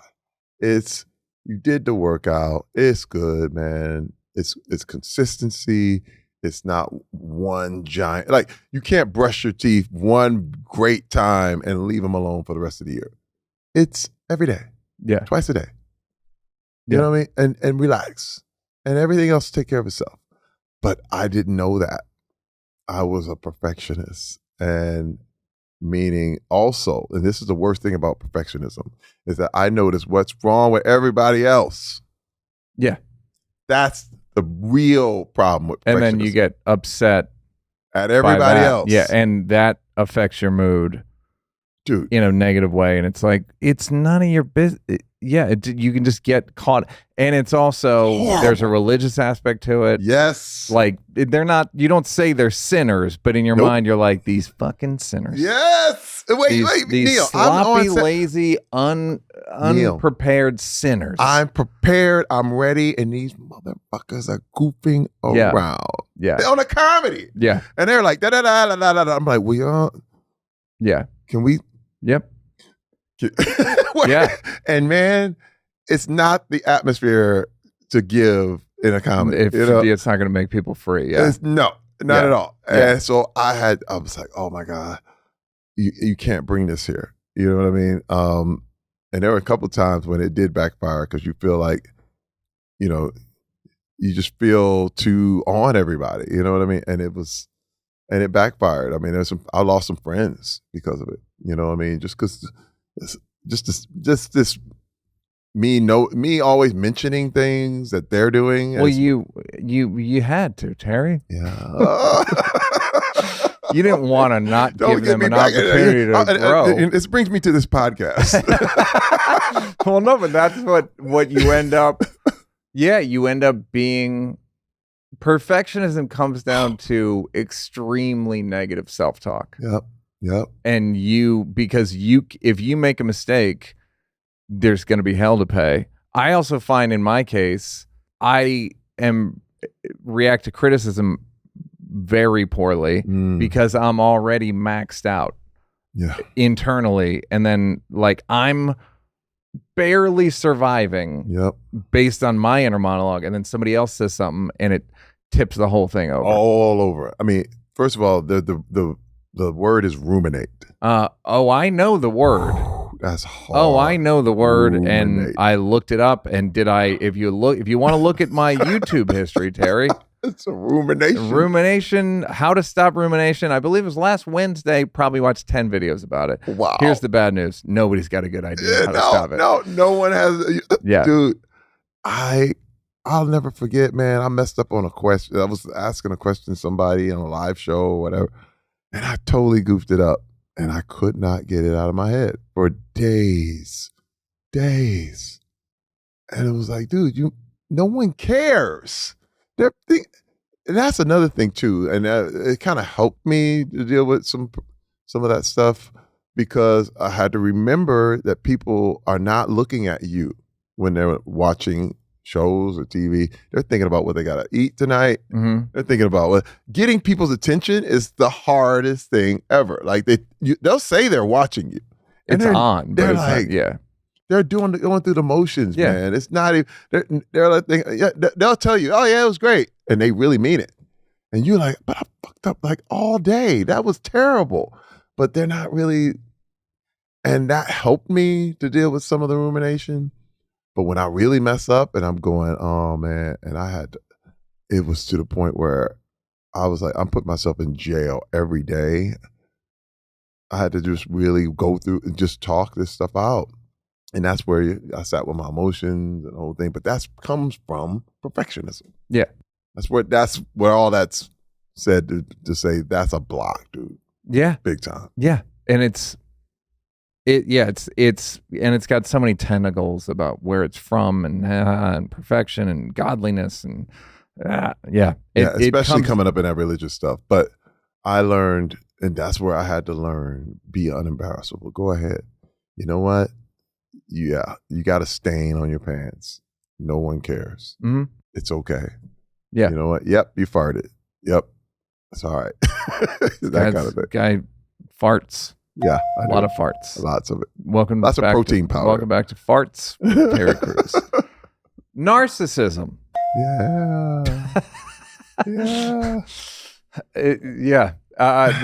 You've got a lot of contradictory ones on here, but we contain multitudes. Yeah. When did you admit it, and how? I have a joke. It's not really a joke, but observation about narcissism is when you deal with narcissists, they have the disease, you have the side effect. So like, I don't think any narcissist ever regrets it. Right. And I don't think they learn, and I don't think they change. Yeah. Yeah. I think you're right. So congratulations. Yeah. I am definitely, my wife, along with the learning disability, she's like, you are freaking narcissist. You know? And I go, but help me. Like, how can I? What Help should me I be not into? be this amazing? Yeah. How can I not be so wonderful? Yes. Okay. I'm sure I'm just like you. And she's like, what do you mean by that, motherfucker? Yeah. But this is the thing. It's so, because this is the one thing that I know. There's some things that I've done where I'm like, holy shit, that's good. That's good. That's funny. That's amazing. Like even my artwork, I remember like I'll go in my life and show my work because I know it's good. And you know it's the best. And you know you can get $8,000 for it. And you know these players are gonna want it. That's it's a narcissistic feeling. Like where you walk in and you know, wait a minute. I'm the shit right now. Like we doing this, right? You know? And it's a point where this is Hollywood is built for narcissists. Yeah. You see what I mean? I'm going to expand that to the world. Go ahead. It's built for narcissists. Yeah. It's people love charisma. Oh, it's maybe a more powerful currency than money. It's so powerful, dude. I'll never forget. Like when you get on a movie and that camera's on you, and you got everybody who's ever looking at that movie at that time ad infinitum throughout eternity, they're yours. Even after you're dead and gone. Mm-hmm. And you are saying these lines and you got this or what it's a joke or whatever. And it's a power. It's intoxicating. It's very, very good. And it feels like, and then when you do it right, and not only you do it right, people are reacting and laughing or reacting and going, whoa. Yeah. Better and than they'll tell you, like, and you know you did that. Yeah. Like, I'll never forget. I remember I was somewhere and I was like, yeah, you know, you try to play it down. Like, no, man, you know you did that. And I was like, yeah, I know. You know? Yeah. But the narcissism thing, it's so wild because I took a personality test. And this is when the first time it hit me. And it was, are you a narcissist? And I filled out all the questions and it came back. I said, yes, like you are a card-carrying narcissist. I was like, and I walked out with my wife and kids all in the kitchen. I was like, this test says I'm a narcissist. They were like, duh, holy cow, yeah. And everything played back to me later on. Like everything was in my view. Everything is from my perspective. Like I remember just talking ad infinitum to my kids about the experience I had on a film, and they're just like, and I'm like, oh, you guys were just being nice? They're like, yeah, Dad, you were talking about yourself the whole time. Yeah. Oh, I thought you were interested. Or I was trying to entertain you. I don't know. But that's the problem. I suffer from narcissism and I suffer from narcissists. So I can't. Buddy mine says it's like having Tourette's. You just have to know you have it. Yep. And try to work to not hurt people. Yeah. Yeah. With it. That's it. It's, I could easily be, I mean, a perfect example of a narcissist is just any time I would beat somebody up that time. You know, when I felt slighted and could punch people and feel justified. That's straight up like, yo, man, what you putting hands on people, dude? Like, no. But that was the thing I had to get a hold of. But there's so many ways where I look back at the lack of control that I had, and it made up in it. And then what narcissism gave me was a sense of control. You see what I mean? Meaning, as a kid, I'm like, oh my God, I'm helpless in this situation. And then when I was an artist or when I was this or whatever, and I had some sort of like, this is my power. This is what I have, you know, and then you start to lean too far and go into it too much. But it's an issue, man. It's an overcompensation for low self-esteem. It's which fine. Most things are. Yeah. But I still don't really know how, because even you talking about like, I saw everything from my point of view. We're all seeing it from our point of view. When people go, that person has main character syndrome. what character should they think they are? They wake up as themselves. It's all through. So we're all supposed to be negotiating all the time. Yeah.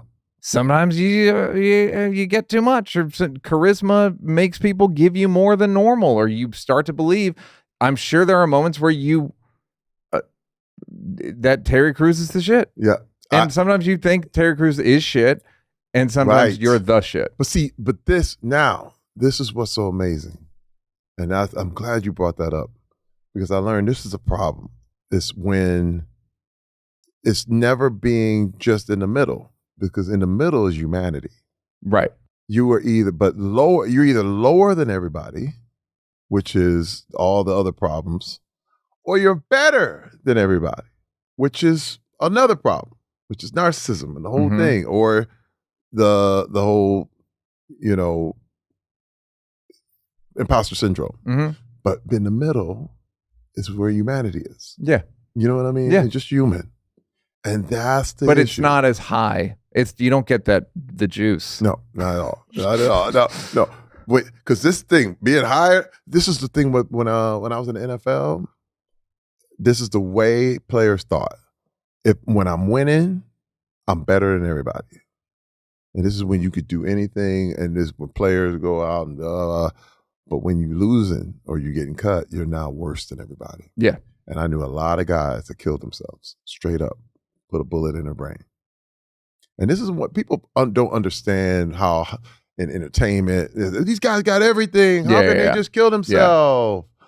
But it's that. It's literally, I'm either better than you. You're playing a stock market that you kind of can't control. I'm either better, but I'm not you. I'm not human. I'm either better or worse. And that is and that's what I constantly have to remember. Be human, man. Be human. You're not better. You're not worse. It's a really good perspective change. Yeah, but what I'm saying? That it's hard. You know that there's a lot of adrenaline. There's benefits to not being human. Yeah. That unfortunately, especially when you're competing. It's narcotic. Especially when you're competing. Right. Because that's where I had to get rid of. To me, I think being competitive is the opposite of being creative. All problems for me stem from trying to compete with other people.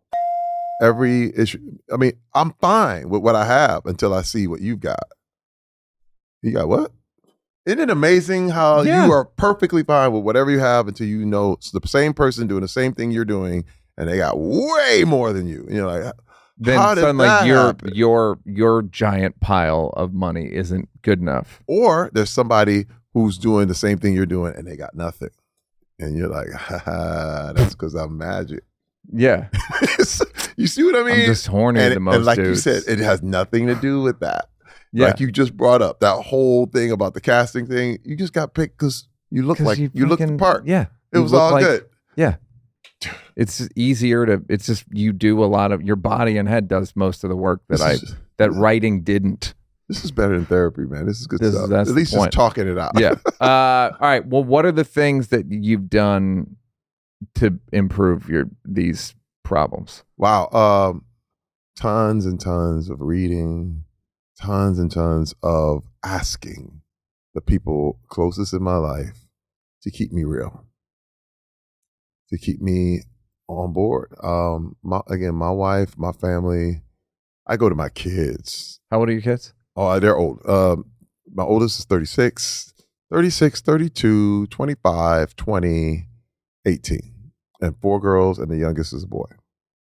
And we get together, and I let them go at me. Like, I said, go ahead, just make it hurt. Well, Dad, first of all, and they just go in, and I have to, and it's cleansing. It's a perspective build. You know what I mean? You specifically do this? Yeah.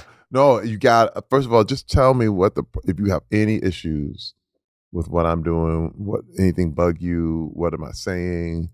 Just talk to me. And I do this. And it's really, really good because you can because the big thing is I'm like, I'm paying for everything you do. So that's the other side where you can easily just walk in like, I am your whole world. So, but it's a perspective change when you're like, yeah, but who are you really? Yeah. And my wife never, ever sugarcoats, ever. She's learned never to do that with me. Because again, with a narcissist, I can take that and run. You know what I mean? And so it's just like, no, and it keeps me really, really on tap, And I don't know what else to say. It's just really having good friends. But did I don't have a posse or a crew. Right. 12-step. Oh yeah, 12-step the whole way. First of all, even with the pornography addiction, 12 steps works for everything. Yeah. It's so beautiful. I mean, the first thing you admit you're powerless. I was that, and then you go on down the steps, and then you got to help other people at the end, which is one reason why I share a lot of this stuff. Like again, that might not be your problem, but somebody out there, they're always like, "Dude, that is," and it feels good because you never feel alone.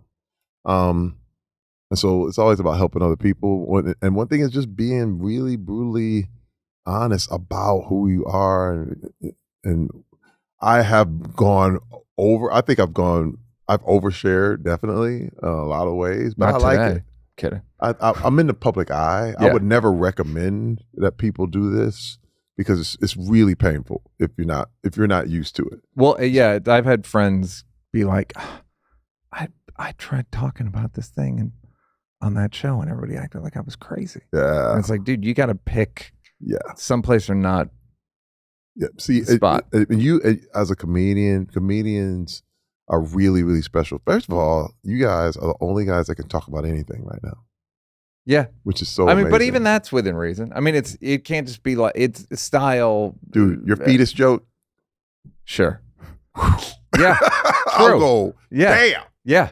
Yeah. Amazing. We don't. Yeah. You're the only ones that can say anything about anything. You know what I mean? I was like, oh no, that's when people go, how liberal are you? Yeah. I'm cracking when up. People act like comedians are under attack. It's like, say any of this at work.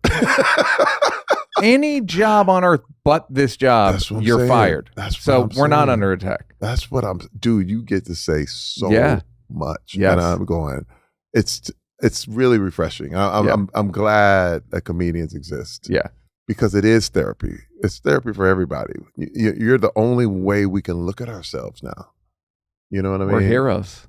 I truly think that. I really do. Well, it's all the same issues, just acting out in a different way. And so you also seem pretty open-minded about shit. Like, all right, we'll try it. Yeah, because I don't know. First of all, there are things that I was like, I will never do that, and I turn around. Listen, me hosting AGT was something I was like, hell no, what?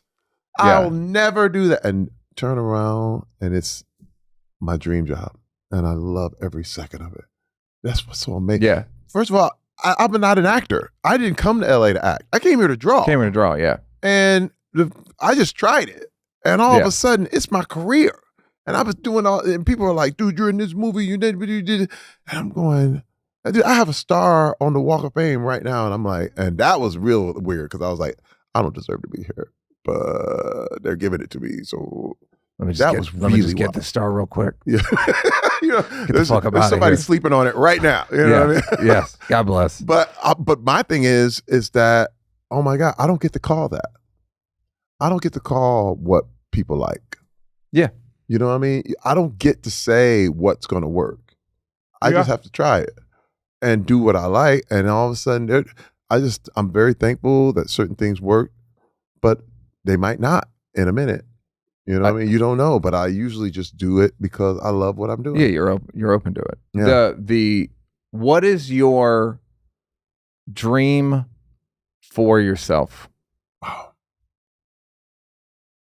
My dream for myself. First of all, I would say this is a wild dream. It's not typically dramatic or whatever. Is I want to outlive I want my wife to outlive me. And I want her to be like, he was an amazing man. Like, I want her admiration. Because I look at her with so much esteem and so much, like, I'm in awe of what such a good person she is. Now, she ain't perfect, but she's just a good woman. Like, man. And to me, when I die and just she's gone on, I want her to be able to be like, that man loved me for real. That's my dream. Like, I don't care what anybody else says. Even the kids will be like, yeah, he's kind of a punk. But I'll tell my kids right now, I'm like, your job is never take care of your mama. It's my job. It's all, you'll never have to worry about your mother. I am 100. You worry about your wife and your kids or whatever your family and whoever else you got. But my job is your mom. And if I make her be like, he was the best, that's all I want. And you think by doing that, all of your personal dreams will come true? Absolutely. Yeah. Absolutely. Yeah. Like, everything fits under that. And it just goes, you know? Well, based on what I know about women, best of luck with that. I'll tell you right now, she ain't happy at the moment. She's like, let me tell you, no. But she's always like, you're getting better. She says this a lot. You know what? You're not as bad as you were. Yeah. But you're getting better. So I think on my deathbed, did I get there, baby? Did I do it? Am I dying good, baby? She might leave me hanging too. Dude, it was so fun talking to you. Thank you, Neal. Thank you so Great much, time. my man. Thank Terry you. Crews, It's a everybody. pleasure. The book is Tough, My Journey to True Power. God bless.